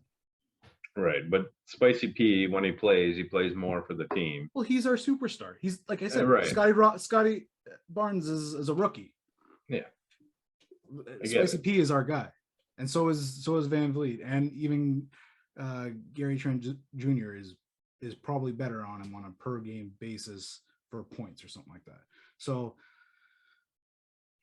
I get my only objection is he can be super flexible, and he can play at any time, any place or injuries. That's why he's going to be the rookie of the year. Rookie of the Yeah, year. that's why he's the Roy, 100%. I mean, he's going to come up as the runner-up, just barely. No, not a chance. So only other guys that are even remotely in this rookie of the year talk is Cade Cunningham, Franz Wagner, Josh Giddey, who's been hurt for quite a while. I also have something else to say about Cade Cunningham. So we didn't say he played defense, but he actually has a lot of steals. A lot. He's a good ball player. Cade Cunningham, for sure. He doesn't have Scotty Barnes talent. Like, you almost got to think like the Raptors tanked just to get him. Like, there's a conspiracy behind this because, like, I'm okay with it. I know so much, but like how good he has been, and he landed in the perfect situation. Yeah. The only other guy in the top 5 for rookies would be Jalen Green, the Houston Rockets. And like, I was the biggest guy saying that this is bullshit. Who the fuck is Scotty Barnes? I wanted Jalen Suggs, and who the fuck is Jalen Suggs? Like, he's nowhere on these lists. He's, so like, trust in Masai, like, he obviously knew what he was doing, and top notch. He hit a home run here on Scotty Barnes. And Jesse said that Spicy's our guy, Freddie Van Vliet's our guy. Next year, Scotty Barnes is the #1 player in the league, or not in the league, sorry, on the team. No question about it. Like, what do you mean? Like, he gets like the most? He'll have more points. He'll be, he's really. Oh yeah. He is. Hot take. That is a hot take, because I don't see that. I like, because just of how he is. He's how old is he? Like 20. 20. He's he's young as fuck. He's playing at such a high level. And you're going to have all this, he's got a year of experience plus playoffs, whether it's 7 games or whatever, whether they only get through the first round, maybe they don't make it, whatever. It's still experience. Hey, if they play against the Sixers, they won the head-to-head against them this year. They're going to the second round if they play the Sixers. You think they're going to beat the MVP? The non-MVP, yes. The runner-up. The runner-up. The runner-up MVP, man. Oh. All right, guys. Well, at the end of the day, it's a 3-horse race for MVP, and it's a 2-horse race for Rookie of the Year. If anyone else gets Rookie of the Year other than Mobley or Barnes, I would be shocked. There's no chance. Zero chance. There's no. Cade hasn't been good enough to. He's been good. And he's on a shit team, and he gets lots of time, lots of playing time, and that type of thing. But I mean, I guess I shouldn't say they're shit because they fucking beat the Raptors a bunch. The Pistons did, but there's no chance that anybody other than Scotty Barnes gets this fucking Rookie of the Year. We still fucking talk about Rookie of the Year here. Hey, we're moving on, Kev. Fuck. All right, so with that, we mixed up my order here. Thanks a lot, Pete. Yeah, Dojo. So the regular season is drawing to a close. Like I said before, it ends today. A bunch of the Eastern games that mattered were at 3:30. So they are now done. So we pretty much know exactly where, other than the 2, 3, 4 stand, we pretty much have all 20 teams between both sides, East and West, and we know where what team is what, and there's just a little bit of movement possible today. Now, there was nothing regular about this regular season at all. We had 2 super teams at the beginning of the year that played. One played less than super. One played really, really, really less than super. We had a team destined to miss the play-ins, prove everybody wrong, and clinch a top 5. That's the Raptors. And we had one team that has a better away win percentage than any other team's home win percentage, which is fucking nuts. And of course, we have the aforementioned rookie of the year race, which is crazy. And we've known that this is a crazy race, and maybe it's just so much crazier because our boy is right there in the thick of things and about to Barnes. Didn't we all say Barnes? Yeah, he's Barnes is gonna about get to it. hoist No, it. we did not say that, Barnes- Kevin. Oh, We did not okay, say that. okay. I thought we are still talking about rookie of the year. No, not quite. Okay, we're moving on a little bit. We're moving on a little Oh, bit. okay. So the super teams, obviously I'm talking about the Nets and the Lakers. The Nets did a little bit better than the Lakers. Who are eliminated. The geriatrics are the geriatric, gone. yeah. So the Nets are going to finish 7th. And the Lakers are not. They're not finishing 7, 8, 9, or 10. I'm pretty sure they're going to finish in 11th or worse. Pretty sure it's just going to be 11th. Either way, the bitch does not make the playoffs with his quote unquote super team. AD, who can never stay on the court. You've got Westbrook, who did he get any triple doubles this year? Like he obviously did, but it was not like he normally does. He right? got a triple double here and there, but it was not like last year. No, this year you could not call him Mr. Triple Double. There's no, he is Mr. Triple Double. He was still pretty good, but he didn't have a whole lot. Like he also played off the ball, and that's not how Westbrook plays. Westbrook is a guy that needs the ball in his hands, but it's LeBron's show. So LeBron's got to have the ball, and LeBron isn't going to give up the ball. And that's why they fucked up. And obviously AD, like the Laker version of AD, not the Ram AD, but not the superstar. He cannot stay fucking healthy, man. It's mind-boggling how injury prone this guy is. Like he literally gets a sliver and he's out for 6 months. Like it's insane, man.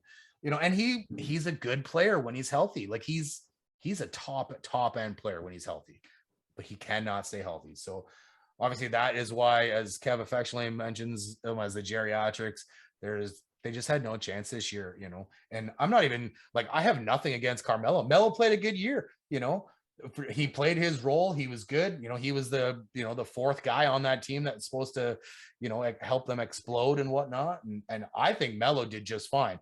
Obviously LeBron did fine. He was top end in points per game prior to dropping off here on the last little bit. He's had his injuries. He's getting older too, but just wild that this super team can't do it.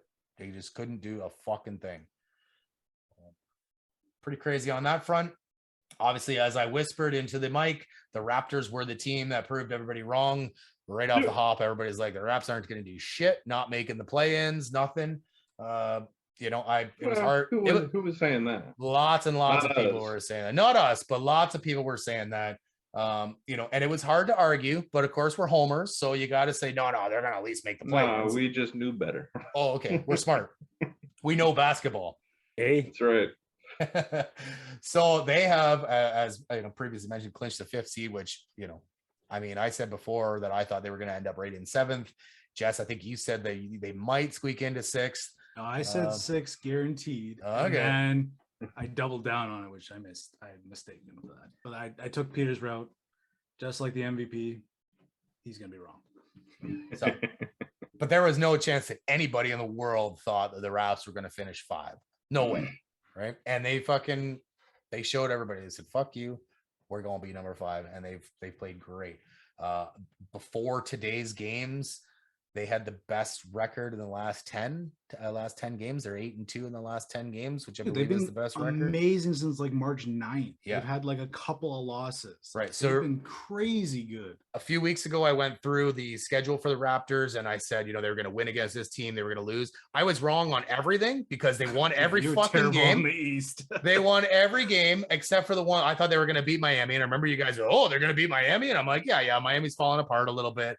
Obviously that was not right, but they beat everybody else. And so I thought they were going to lose to the Sixers just a couple days ago. Thought they were going to, nope, they won. They beat everybody out of I think there was 8 or 10 games. I think it was 8. And at that point, and I had said they were going to win 5 and they have won 5, I think. And they've got tonight's game against the Knicks, which means nothing, but they are, if they were to get a W against the Knicks today, that'll put them at 49 wins. And if you ever hit 50 wins in an NBA season, that is something.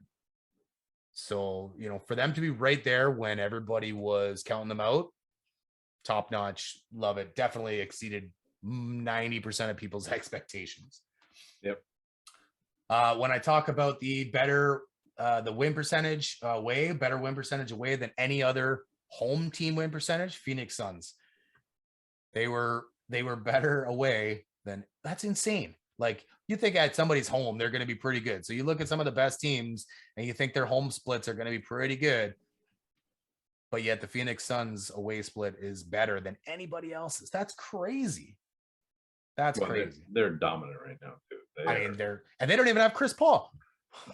Like, he's on the bench. He's hurt. So that's pretty insane that they can still push that far. Obviously, DeAndre Ayton is a fucking champ, and Devin Booker is well underrated. He is so good. And you just, maybe it's because he's in Phoenix and it's, it's a mediocre size market, but he just gets no love, and he's a fucking great ball player. And then as we went into plenty of detail, obviously I mentioned about the crazy rookie of the year race. So if you go through and you look at the standings right now, I've got it on our little board here. I'm not going to go through it too much. Basically before today, the only thing that could really change in the East was the 2, 3, 4 spots. Those could have flip-flopped around. And then the 7, 8, 9, 10, the play-in could have swapped around. Each team in the play-in played at 3:30 today, and they all won. So everybody went up their one win, and so everything stays the same, 7-10. And the West, the only thing that could change was the 3-4 or the 5-6 spots. Everything else is set in stone. So depending on what happens this evening, if the Mavs win, then they would be tied, and the Warriors lose, that is, and they would be tied. And I believe the Mavericks and the Jazz would have the tiebreakers. And again, so the Jazz the Jazz and the Nuggets are tied right now. The Jazz have the tiebreaker. So if they do the same, then it's still going to be the same what it is right now. So what you see is basically what you get. So I don't want to go too far into the playoffs because we got the play-ins first. So I want to know, between, you got the Timberwolves, the Clippers, the Pelicans, the Spurs in the West, in that order, and you've got the Nets, the Cavs, the Hawks, and the Hornets in the East in that order. I want to know who you guys think are going to end up finishing 7 and 8 after the play-in. Go.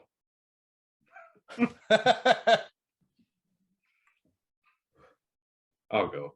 Thanks. So bud. Who's going? You going? I go. You go? I am I'm team Clip. I have been from the start. They haven't had mistake. Well, we'll see. They haven't had Kawhi pretty much all season, I think. But you never know. He might make an appearance in the playoffs, but I think they're going to make it in. And I think the Pelicans are going to get in. I'm going to disrespect the T-Wolves a little bit here, and I'm going to say they lose out of the play-in tournament. And on the East side, I've got, I think the Nets are going to show up. I think I don't see any way KD doesn't get himself into the playoffs. And I think the Cavs, with my boy Mobley, assuming he's healthy, are going to do enough to squeak in as well. The thing with the Nets is that they're the 7 seed here, right? So they're the home team in the play-in, which means that, well, I guess it means Kyrie can play anywhere. So now, except for Toronto. So, but adding Kyrie is that's huge, right? That's a big. I heard Simmons might actually play for this challenge. He's been ousted for the whole regular season or regular. He's been ousted for the rest of the year. That's what I heard. I heard that he might play. Challenge. Oh, I challenged. I don't think he's going to. I'm pretty sure they've said he's not going to. How do we do this though? We don't know. Oh my God, we had this every single time. Wash it. Fuck it. I mean, it's a tough one to. We're gonna. We tried one other time. We're gonna see if he plays. Okay. What we're gonna do then for? Like I'm saying I heard he might play, but okay. Right, and I heard he's not going to. like it's all speculation at this point. No, you said he is 100% going to play. That's what I heard. Oh my goodness! This is what I'm going to lose a challenge on. No, I think it's impossible to. You can rescind it if you want. Yeah, like I heard he might play, and this is why I wanted to talk about this before I was interrupted. But that's Very why rudely, by the I way. got the Nets there too. Is he's finally gonna play, but like who knows? Like he's got that lawsuit going on too, so he's a weird guy. He like I don't think the Nets need him to make this. So either if he plays or if he doesn't, it'd be nice to see him finally show up and see what the Nets traded for. But I got the Nets in the East. I'm way more interested in investing in the East than the West because the West is boring minus the top 6 teams. and I've been a hater of the play-in for the most part, but the play-in for the East is actually very interesting this year, I think. So yeah, I got the Nets, and I was gonna pick the Hawks, but I didn't want to be the same as fucking Yosh, so I picked the Cavs. Hopefully, Mobley shows up. I don't know if he is or not. I got no idea. So you guys both have the Cavs losing in the first play-in game, but then coming to win the second play-in game to move on. Yeah, and then I got Peter's Clips making it barely, but I got the T-Wolves getting the 7th seed there. That's probably the smarter pick. But fuck it, I'm going with the Pelicans. What do you got going on there, Kev? I got T-Wolves. I have the Nets, Pelicans, and Cavs. So 7, yeah. So you got T-Wolves and Nets in the 7 seeds, East and West, or West and East, I guess, and then you got the Pelicans, Cavs. Yeah. All right. So I've got the T-Wolves and the Nets for the 7 seeds, and the 8 seed for me is the Clip and the Hawks. I have a feeling, and I've seen some Clipper games recently, and guess who has been warming up every fucking night? They say that he is completely uninjured. He's good to go. It's just a matter of conditioning and the time. Is that a Raptor? That's the Claw. Oh, okay. I thought it was a Raptor claw there you're doing. Used to be, but not anymore. Used to be. If he comes back, Paul George is back now. Norm is back. And so if they can get the claw and have that kind of 3-headed monster, if you want to throw Norm into the monster conversation, that's a stretch, but okay. Yeah, it's a We'll go with stretch. it. All right, a 2-headed monster in PG and There's a bit of Kawhi. homerism in there. I think. Yeah. But he's a good number 3 guy on that team. So if those 3 guys are healthy or can get healthy for the playoffs, man, the Clip are looking a whole lot better than they did just a couple months ago. So Well, all season, really.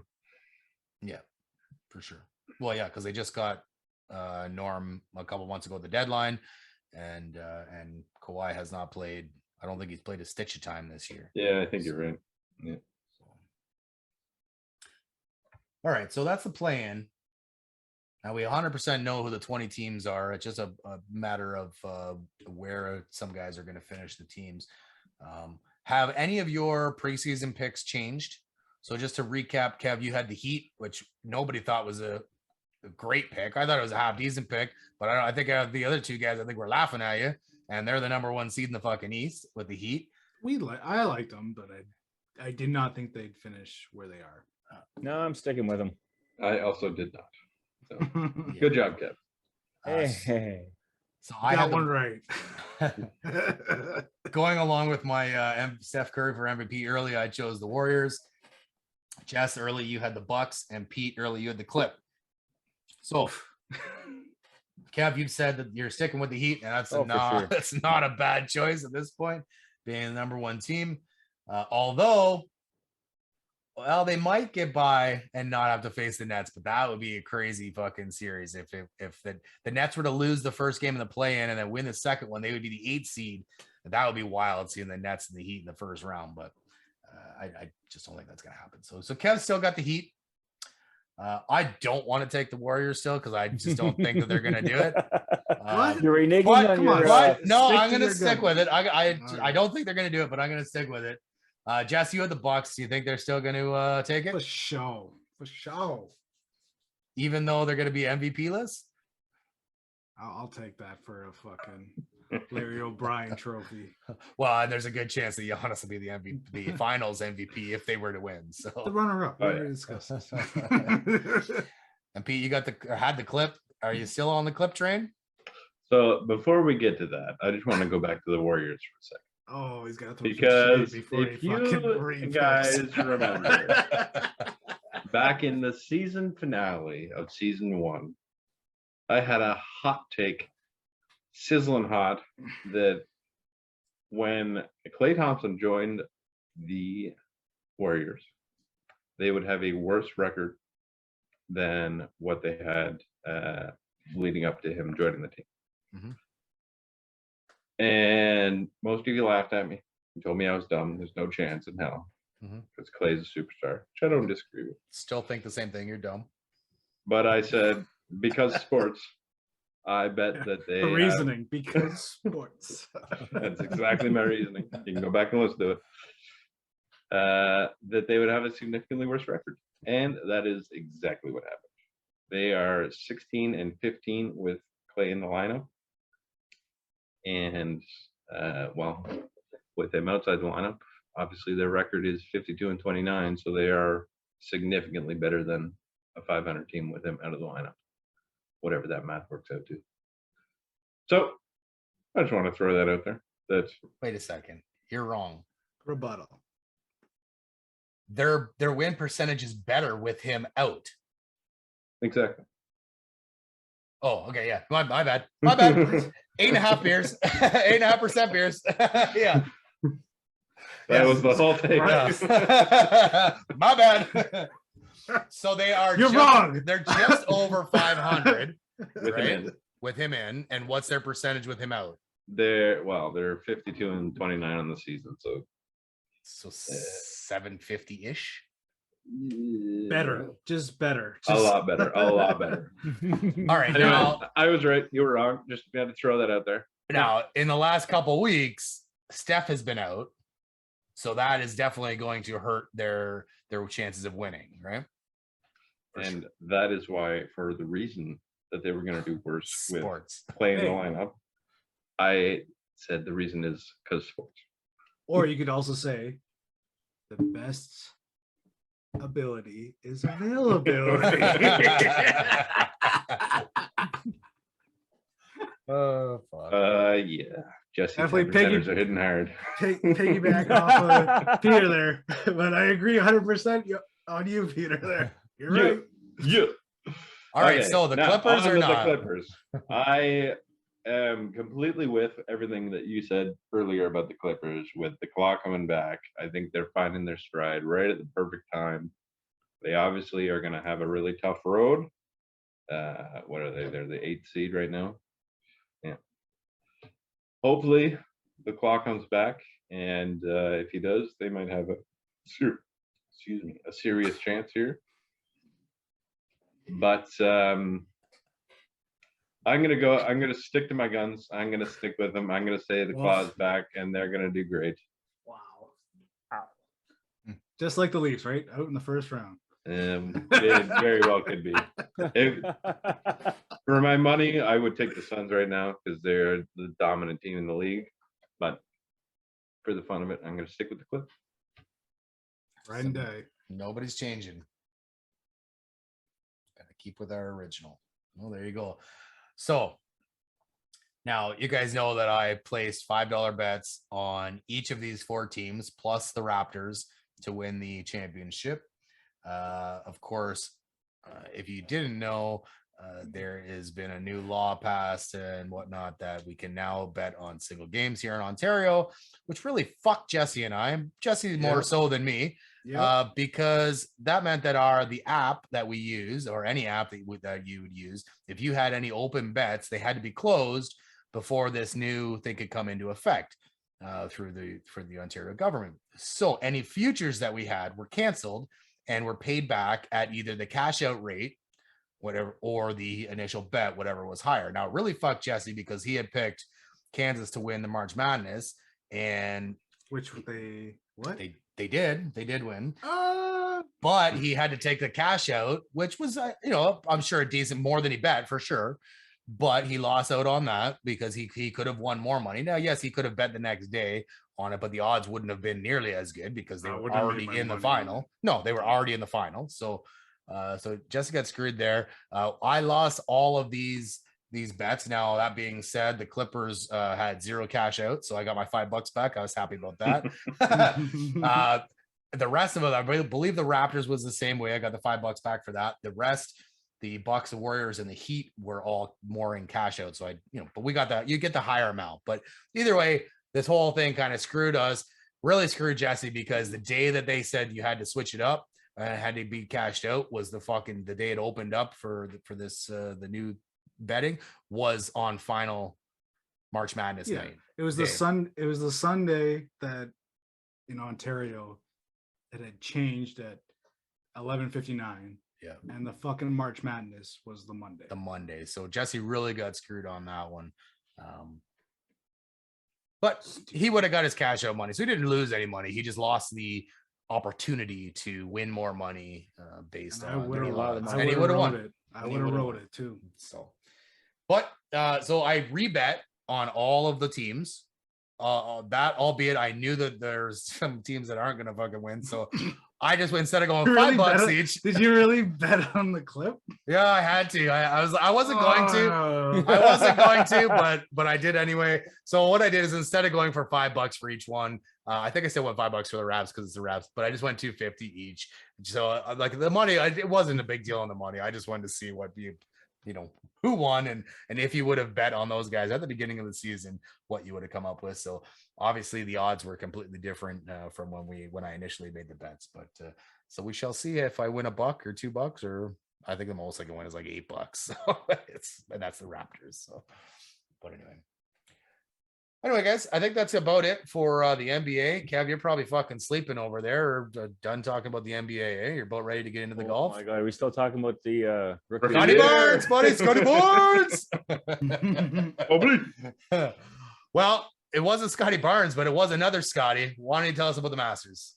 Yeah, just going to follow up with the Masters here, guys. Now we had some names that didn't even make the cut, like Zach Johnson, Brooks Koepka, Justin Rose, Jordan Spieth, Bryson DeChambeau, and Vijay Singh. Just for some of the big names that I saw that were not even there. And wow. I mean, do you think Vijay was actually going to make the cut? Come on, man, the guys won it. Yeah, but So he wasn't gonna make. He's also pretty old. He's also pretty old. What about like a Mike Weir? He won it. Do you think he was going to make the cut? No. These other guys, other guys, I don't know about Zach Johnson, but the other guys, just because I don't know too much about Zach, but the rest of them, I figured for sure they all would have made the cut. Well, that kind of hurt you in a little bit of a thing that you and Jesse went into, right? Oh yeah, we got fucked on that pool we went into. It was if you get guys cut, you get extra penalties, and it screws you hard. So yeah, especially with Oosthuizen. Yeah, Oosthuizen, he had to withdraw, so that's an extra guy that I got screwed on, and he's typically a half decent golfer, especially in these not Masters, but the majors. So, but yeah. I got screwed on that. But hey, it was $10. It was fun, and I watched. Definitely made me watch the Masters more. I pretty much watched the entire thing. Yeah, I try to. You and COVID, eh? Yeah. Nothing else to do. But the one big thing that was all shocking to us, because we all said that Tiger wouldn't be here, but he did play. Well, sorry, Pedro. No, I was definitely wrong on that one, and I'm happy that I was wrong. But he did end up playing. Which, Yosh, did you take him in the pool? Yeah, man. Yeah. When I saw him ranked at like 953rd, I'm like, this guy has a serious chance to be good or half decent. I'm clicking that button. Because I took him too, and I didn't know if I was the only Why one. wouldn't you take Tiger though, right? Because it's Tiger. But I mean, this Tiger is a little bit different that I watched. He was good for the first couple rounds. Then you saw his limp. You knew he was hurt. Yeah. You knew he wasn't. He was just sore. He just needs more therapy. I don't see him like I agree what they said after this with his plus 13 outing at this Masters is that he's only going to pick and choose once again in regards to where he plays and how often. I mean, he can't have an incline up like downhill, uphill walk all the time because he won't be able to finish those matches. He's going to pick the ones that Get are him flat. a golf cart then for the No, you inclines. can't. I can't do You that. cannot. You have to walk because there was one player once before that was actually in a cart, and a lot of the PGA players were said, "That's it. No, this guy can't be playing anymore if he's in a cart." That sounds like jealousy. Well, it's an advantage, right? Because that guy's not walking 8 kilometers or whatever the course length is, right? Where everybody else is, and that puts a strain on your body, right? I get it. He shouldn't be penalized. He's a guy that was in a crash less than a year ago. I mean, he did it. He did. And he's the biggest in the sport. But he had fun with it this time, guys. I mean, it wasn't like typical Tiger where, if he was a plus 13, do you think Tiger would just be, oh, okay, happy go lucky? No, man, he was just happy to play. But that's the way I saw Tiger. Good for him to be there. Good for him to try it out. And he also had the 4-putt in the Masters for the first time ever. He's never 4-putted ever at a Masters besides this year.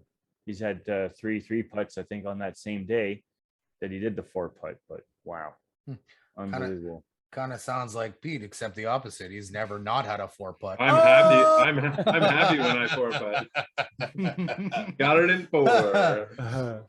No, Kev, I agree with the Tiger. It was fucking great to see him. I was jacked for the first couple rounds because I was so excited and just, I had that hope that, he's going to fucking win this thing, or at least do really well and show the world that he can even do it on a bum leg.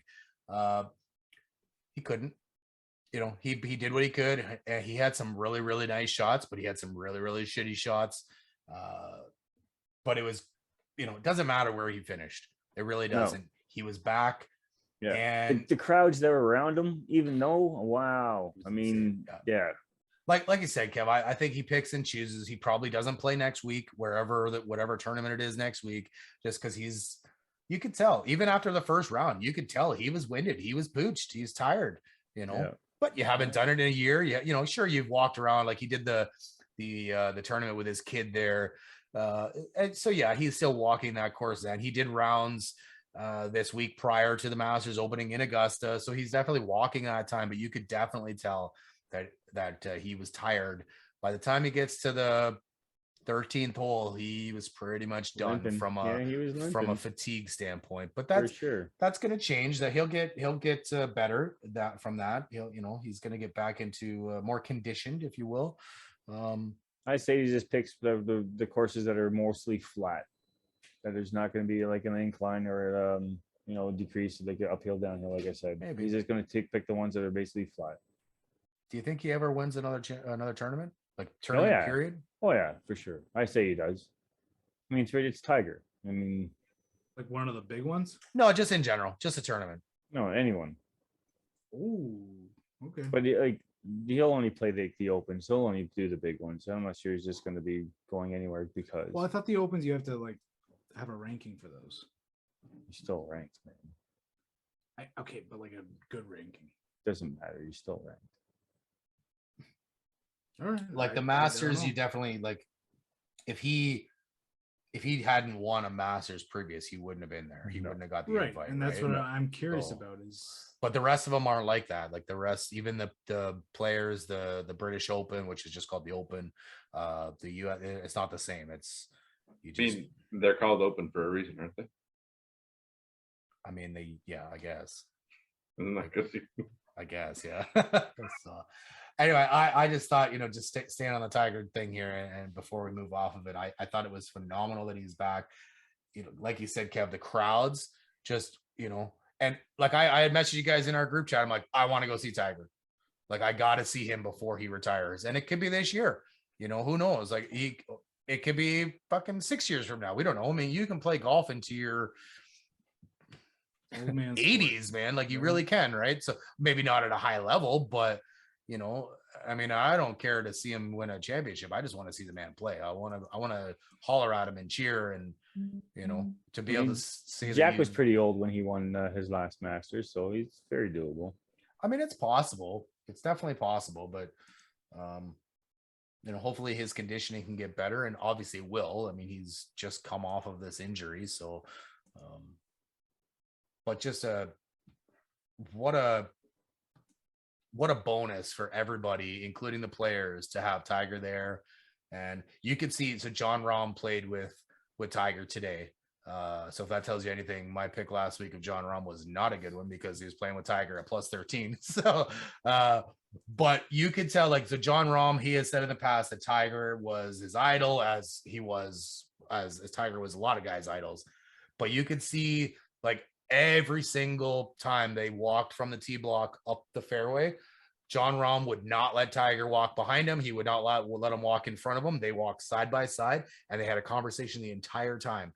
And you just knew that, like, Rahm was like, I'm playing with the greatest of all time, or one of. Probably picking his brain. 100%. Or just shooting the shit. And it was just, for me, it was awesome to see. And, Tiger has always been, he's probably been my favorite golfer of all time, just because it's fucking Tiger. He's been great. There was a fucking video game made after him, right? Like, I'm surprised they still don't have Tiger Woods golf, to be honest. Rory's got a video game named after him too, so. Yeah, but it's the Tiger Woods game, is it not?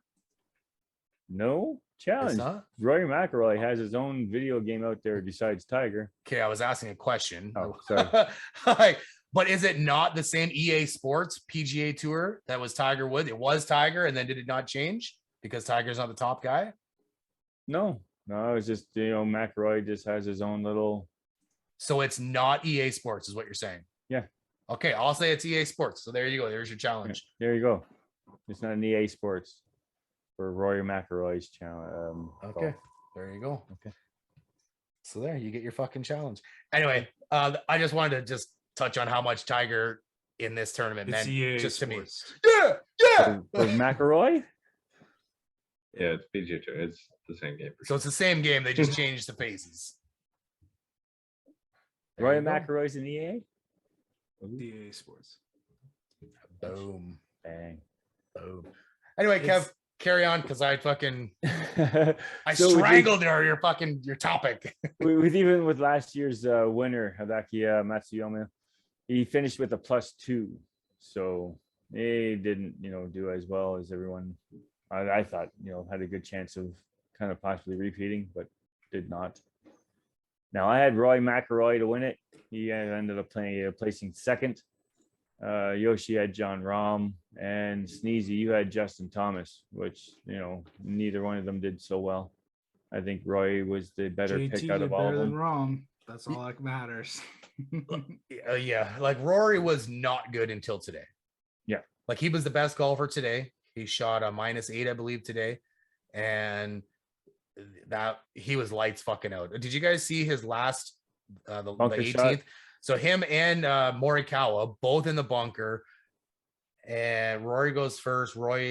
He chips it out, but like wasn't even chipping at the pin because he knows the lie of the green. He hits it onto a little slope on the green, and it comes down, rolls all the way down and into the fucking cup. They flip off to somebody else. They go back to Morikawa, who's in the same bunker in a different location, more about pin high, and he chips it out and holes out. So two guys, same group, hole out within minutes of each other on the 18th. Nothing crazy. Like, obviously, McIlroy, he was what did he finish at? -7, I believe. So if Scotty fucked up anymore, then Rory would have had a chance here. But because I was watching that. That was hilarious. Pressure must have been on this dude. Oh yeah, his heart was racing, man. He was at a -12 going into the 18th, and he 3-putt. Yeah. I mean, when it went by the first time, I had a little giggle. Oh, he missed it. And then when he did it again, I went, holy fuck, is this guy just choking? And then his caddy came up to him. He's like going, okay, man, like, you got this, right? Just breathe. Yeah. It's just, you got this. He's like, yeah, okay. Yeah. Thank you. Okay. I got this. Yeah. And then -10, this guy wins his first green jacket. So awesome. Yeah, it was good for Scotty Scheffler. He was lights out. If I can just go back to last week, I said that I didn't like Scotty Scheffler, but in only because of his hair, and that I was wrong. It was Smith. Cameron Smith is the guy that has the dirty ass mustache and the the mullet. That so he basically looks like Joe Dierte. He played good all week except for today. Wow. He really he shit the bed. shat the bed. He had a couple bogeys in the front nine, and then had a double on the 12th, and that was what did him in. He had double bogey there. He put it into the water on a par 3, and he basically played like us, hitting a 6 on a par 3, and you could just see as soon as he put it in the water, he was done. You could see right in his face, his body language, he was out. He didn't even go to his drop spot. He took it further back than the drop spot. Yeah, but that was smart though. His next shot wasn't great, but it was smarter because it's too hard to control the spin of the ball that close. So to move him back so he can get it up more in the air so he can kind of hit and stick. It didn't hit and stick, but I think that was a smart move by him. But putting in the drink, you could just tell he was down and out as soon as he put it in the drink, because he was within a 3, I think at that point it was -10 to -7. And Cameron just he put it in the drink there, and he just lost it all. And you could just tell, he did fight back a little bit in the last 2 holes, but not enough. And Rory was he had more of a chance, and he was sitting in the clubhouse too. So, but no, good on Scotty Scheffler. This guy, fastest to the number 1 ranking since winning his first championship, first tournament championship, any tournament in PGA history, which is fucking insane. 42 days from winning his first tournament to being the number 1 golfer. 42 days. Now holds the green jacket. The next fastest was Tiger, and his was like 250 some odd days. I think it was 252. Jesus Christ. Isn't that insane? Like, I'm not saying that Scotty Scheffler is Tiger Woods by any stretch, but he has been playing great since February 13th. Okay, so the next major tournament, are you throwing some money down on? I mean, depending on how he plays up to that, he definitely has. And same with Cameron Smith, because he won the Players and he finished. What is it? He ended up finished third, right? I think he finished tied for third.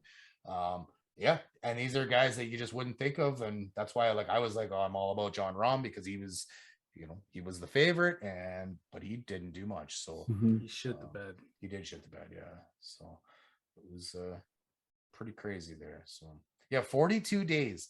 That's insane to me, And so here's a crazy thing. So I'm not sure if you guys know this, and I don't know, I can't remember the high school name, but Matt Stafford and Clayton Kershaw went to the same high school. I knew that. So they played baseball together. Obviously, Kershaw went the baseball route. Matt Stafford went the football route. So there's one other guy that went to that high school. Kev, I'm sure you know, because you probably watched it today. But do you guys know who that other guy was? Same high school. Scotty Scheffler. Scotty Scheffler, man. Same fucking high school, same time frame. Isn't that insane? Like 3 superstars in 3 different sports, all from the same high school. What do they put in the cafeteria food? No water. Shit. It's the water. Shit. What they put in that water? Oh, but anyway, congrats to Scotty Scheffler. He played a great round, great weekend. All 4 of his rounds were great. He played really well. Even on that 18th of Saturday, when he was hitting out of the fucking bush. Oh man, that was a hell of a shot. It was just disgusting. Yeah, he's underneath a tree in like the pine needles type thing, the mulch, whatever you want to call it. That's my kind of shot. Yeah. I'm like, oh yeah, this guy, that's perfect. I'm used to those shots too, right? I'm like, God, this is easy. This guy puts it like 10, maybe 15 feet from the fucking pin. And like, even everybody's like, this is insane. How did he do that? Like, that's a Tiger Woods-esque 2001, 2002 type video shot. Game, It's a video game shot. So just crazy stuff. So anyway, congratulations to Scotty Scheffler, and he was great this weekend for sure. Yes. We're gonna get into our box here, guys. Who's taking care of this one? Oh, I will. Don't you worry. All right, take it over, Pedro. So this week's box, we've got the refs of the Tampa Bay and Toronto game from this past week. Idiots. For assessing 10-minute misconducts to Wayne Simmons and Pat Maroon. Now, why did they get these 10-minute misconducts, you might ask yourself? Why did they, Pedro? It's got to be for fighting, right? No, that'd be 5 minutes, and it wouldn't be a misconduct. It'd just be a major penalty. Got to be an extra fight, right? No, didn't touch each other at all in this exchange. They were just chirping. They were on the bench, chirping each other. Happens all the time. And for whatever reason, I don't know if their chirps were next level. They were just so good. They had to get penalized. But they were on the bench, and they both got a 10-minute misconduct for chirping each other. What the fuck has hockey gone to, man? Yeah. Apparently, so they said that this was an attempt to, I guess, settle the game and not escalate any further violence. But yeah, they were just chirping each other from the bench. According to broadcaster Brian Engblom, who's between the benches, Maroon told Simmons he'd be out of the league next year. It's a solid chirp. You can probably hear that a lot as a chirp in the league. And then Engblom said he couldn't repeat what Simmons said back. So it was probably good. But so afterwards, after the game, Maroon was in the press box, and he said this game is going the wrong way. I guess you can't chirp each other on the bench now. I guess that is illegal. I guess it's better to watch 1980s hockey when guys are chirping each other. But I don't know why they did that. Talking about the referees, and I don't know either. Let the boys chirp. It's a fundamental part of hockey. You got to be able to chirp each other For sure. So it's like the unsportsman for the NFL, right? The stupid penalty that they do there. Yeah, taunting kind of thing. They have another chance. They get a warning. but at least that's a rule in the NFL. Yeah. You can chirp in the NHL. It's not illegal. But it was this time for some reason. So Yeah. I don't it's know. Pretty It's- stupid here, man. Yeah. I can't believe They were both shaking their heads when they were skating to the fucking penalty box. They were having a laugh about it in the box. They did. They were giggling. Like, what the They just fuck? kept What, we chirping got each other 10 in the box. minutes? Yeah. it's not going to change anything. Like, this is ridiculous. Like, I can understand where if the refs wanted to escalate the situation, but evidently, I mean, I guess it worked because they didn't fight, right? Nothing happened after that other than just more chirping from the box. But I mean, I guess who's to say they would have anyway? So yeah, No, I don't think they would have. I don't know. It's just I saw that. I was watching that game and I'm like, are you fucking kidding me? Yeah, Like- it was like not even 6 minutes into the fucking first period. Yeah, it was fucking stupid, man. I mean, as a Leafs fan, I'll take it. I'll trade Simmons for Maroon off the ice for Yeah, 10 minutes. that's fair. But Simmons doesn't produce like he used to, so it still shouldn't be a penalty. There shouldn't be a No. misconduct. No, I there. completely It's agree. So dumb. So dumb. So those refs, I don't know what their names were. Probably could have looked it up, but didn't. The refs that did the Tampa Toronto game from this past week. Zebras. You're in the box. Damn Smart enough. zebras. Yeah, It's man. just chirping. Come on. It's chirping. Like we do all the time. I think they had to have said something about the refs for that to happen. Like Who cares? I don't get why they would just like, oh, you gotta go de-escalate. So what, as they long as- They got a penalty for hurting some feelings. Like, come on. Yeah, like as long as Man, it's have you heard the not- refs? You can't say anything wrong about the refs in any sport. I don't know, Oh, as I long The mean, as- refs are In the NHL, they get told to fuck right off and fuck Oh you, yeah. fuck What this, you do? fuck What are you that. talking about? That's Oh a yeah, shitty it's call. no different than any. Like you see the dust ups that happen between managers and baseball. Oh, yeah. Like they throw hats down. They're ready to throw arms. bases. Dirt. Yeah, this is fucking stupid, man. I just can't believe that they gave these guys a penalty. And It's definitely embarrassing. yeah, Damn right, man. What the hell's the NHL gotten to? You can't even sit there and chirp one another. that's why Jess and I don't watch too much. Oh, Playoffs are a different story, though, boys. Playoffs are a different story. yeah, Oh, yeah. I'll be watching. Just this watch one, that so- chirping. Watch that chirping. Yeah, no doubt. I mean, we only have to watch one round for the rest of us. Right? Hey, Oh, come on. cutting these guys deep. Especially if it's going to be Boston, the first one we face. fuck. Oh, Probably shit. Boston or Tampa, but we might talk about that next week. We'll see. We'll see. So that's it for the penalty box. We can jump into the scores. Yeah, we can. We're not Couple. talking about football, Jesse. No, not this time. No, No. Peter.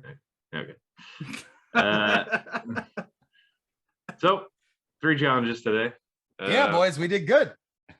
First of all, the Jesse thought the Houston Texans were playing in the MLB. Challenge. He thought it was the Texas Texans. The Texas Texans. Not Houston.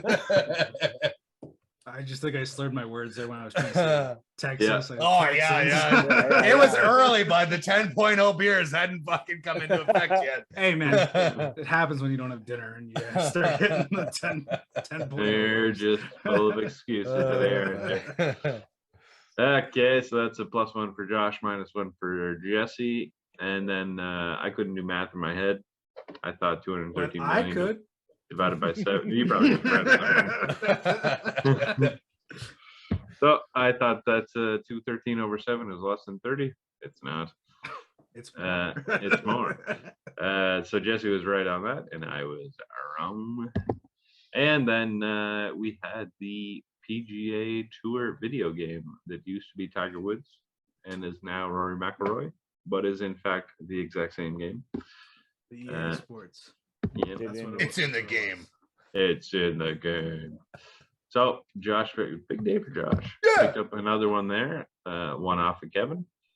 And we have some March Madness scores as well. Why don't you tell us about those, loser? Let's Hey now, let's hey go now. on.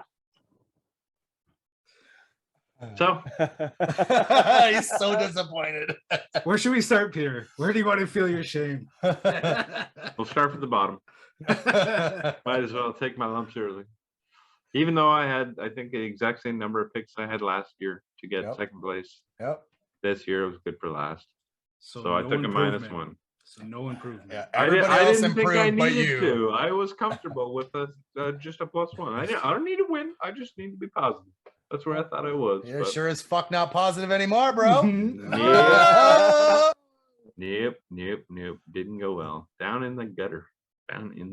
These things happen. We'll get out of it. So -1 for me. Then we go to Kevin. I don't know how many you got right, Kev. I can't remember, but Yeah, whatever. more than you. He was more than me, but He had less than the other two. 34 is what he had right. So one more than me. Yeah. Just enough. Just Everybody is one more. It's 33, 34, 35, 36. Ooh, we were So, close. like We I were said, close. everyone improved except for Peter. Yep. Yeah. Oh yeah. Most people significant. So Kev got the 0 for being in third place. Josh, I guess, would have been 35. Good enough for second place and +1. And fucking Sneezy with Kansas. Fuck you, Sneezy. Keeping Got- up with the streak, boys. Got the Keeping up with the victory. streak.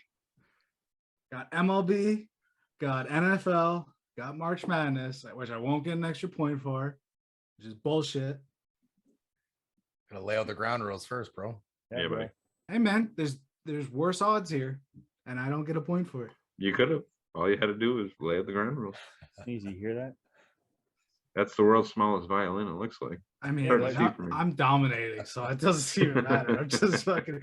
You guys were saying the rules need to change for when you pick a fucking winner. At the I beginning of the wouldn't get season. I But wouldn't get just- too cocky. just- You're just not to that tell far you, ahead. It would just increase everything that I got on you. Yeah. So that brings our season totals. Jesse had a decent day. He went up by 2. Because of madness. But there, March the Madness. math worked there. Yeah. So he's up to +4 on the season. Who's in second Uh, place now? Oh, hang on, he's doing the math, so it's gonna take. It's gonna take a while. Right. We'll go to Josh next. Who had a big day, +3 on the day. Yeah. Climbs up to a -1 for Yeah. second place. Leapfrog. I had a rough day, -2. Dropped down to -2 on the season. And don't worry about that. Don't worry. Kev had a Don't Kev worry. kind of day. Don't worry. I've got you all. It's okay. And drops down to Okay. -9. By the way, boys, when are we celebrating last season's victory? Well, you're back now, so Yeah. I am back. We should go some golfing and then do it. That's a good plan. that is a good plan. It's a good plan. Way to go, Kev. We knew we brought you on here for some reason. Not for my looks, I know that. Well, more the looks than the sports knowledge, but It's the change of clothes, I think. Is oh what's yeah, going the on. wardrobe Yeah. changes. So next week, actually, we're gonna have to do it. Do you want to do it before the play-ins are done, or do you want to wait until the play-ins are over and do a bracket for the NBA I would say after. After, yeah. after? Okay, Yeah. so we'll let the play-ins finish up, and then we'll do a bracket, and then I guess Are we it'll doing a be- bracket or just picking a winner?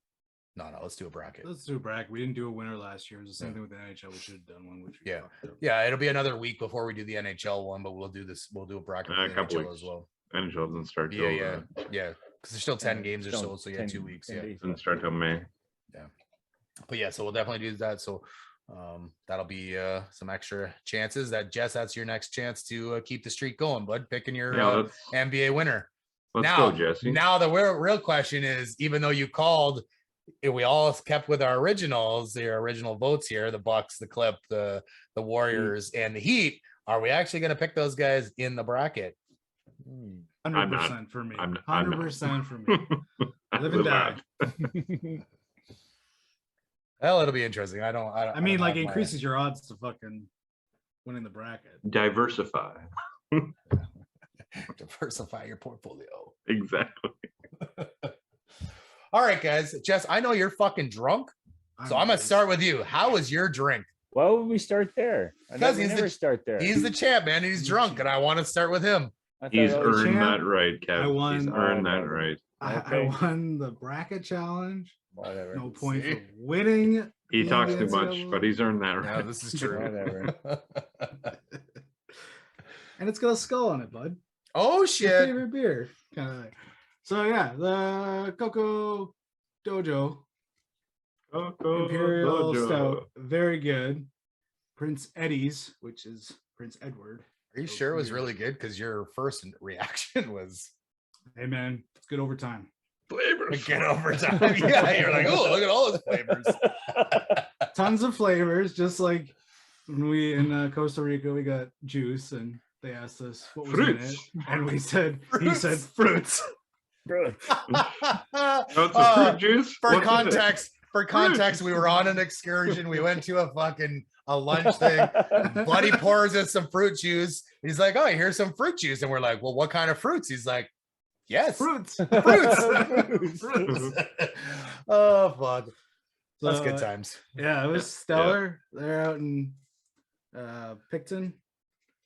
Good beer. Picton or love that. Penticton? No, Picton. Oh, It's okay. out in Prince Edward. So it's Oh. right before well, it's well before Kingston. So just after GTA. But it's good. Lots of good beer and wine out in that area. Check it out. Kev, how was yours? my Jurassic Cameron's Brewing IPA strong beer at a 6.8, which I'm just looking at. It's actually done out of Oakville. Nice, like it. I think I'd probably do this one again Off the show? for sure. I mean, Maybe that's when- the key. If you will maybe- drink one off the show, then we know Maybe- it was good. Maybe when we go to Civic, we'll see. Oh, We should definitely do something where we just get a bunch of fucking beers that we had on the shows and Just bring it to Civic and just have a gale time when I kick all your asses and wash your tops. hey man. For you like gotta 2 be the points. rain- I'm yeah, for talking 2 20. points. Yeah. I'll take them. I'll take them. Oh fuck, you need them. You need them. Yes, I know. So since we're carrying on and not broadening it back to Peter, I'm going to go to Yosh. How was Oh yours? shit, he's mixing it up. Might as well go to Loser at the end. Leave the bitch to the end. Yeah. I don't even know what to do with myself. I just All right. So Radio the Mothership Collective Arts out of Hamiltizzle. Pretty fucking tasty. 8.5%. As I mentioned, that it's got a different look to the can. Look at this That's shit, cool. boys. That is cool. Same beer, different can. it's That's like cool. it's like it's a collection of art. It's weird. Yeah, it's like that, right? Anyway, I really enjoyed this one. The alcohol content was nice because I'm just about as drunk as Jesse. And tasty. And I'm not like Kev. I would drink this on my own without the show. And that's how it goes. I enjoyed it. I liked it. Petey, how's your bitch beer? Yeah, thanks, bud. No problem, man. Anytime. I live to give. My Bose full-time IPA. Bose, straight out of Van Cleek Hill in Ontario. Of course, you all know Van Cleek Hill. Of course. I don't know what the fuck that is. Okay. It was good. Nice, strong beer. Even though it's the bitch beer, Strong-ish. but yeah, 6%, pretty good beer. And a few of these leading up to the show too, so I might be at a high drunk Jesse level State. also. Yeah. Usually I'm good at math, so Yeah, we'll see about that. We have.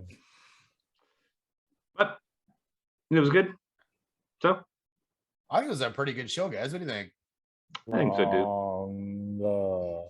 But shouldn't we revisit the Rookie of the Year in the NBA? Oh Yeah, my let's god. do it one more time. Who do you guys got? I'm sticking with Scotty Barnes. Barnes. It's Mobley, but also the 3-point line. Does it need to? I say by about a foot to 2 feet. Or Keep the baselines the same, but move that little arch back. maybe you should just shrink the fucking hoop. The hoop? That's for I the mean- female. That's for the the WNBA Well, why couldn't you shrink it for the men? Keep the 3-point line where it is. because it's not the Shrink the same hoop? size ball. It doesn't matter. Make it more difficult. There's not balls not going to fit through it then at that point. It'll fit. Just shrink. You it can a fit little like 4 basketballs through a hoop or something like that. It's bigger than you think. I mean Maybe 3. that's like a challengeable offense right Yeah, there. but it's after hours. It is after hours. We don't count. You're lucky you said something stupid after the fact. Just Before finally the hit our fact. drunk level. I got to try and work on saving them all forever. Yeah, throw them off the episodes. Yeah. All right, guys. For each one of you, for me, I'd like to thank everyone for listening to us here at Points Penalties. Please subscribe on YouTube, right about here, or wherever you get your podcasts. Make sure you subscribe there too. Give us a like and follow on Facebook, Twitter, and Instagram at Points Penalties. And until next week, stay out of the penalty box.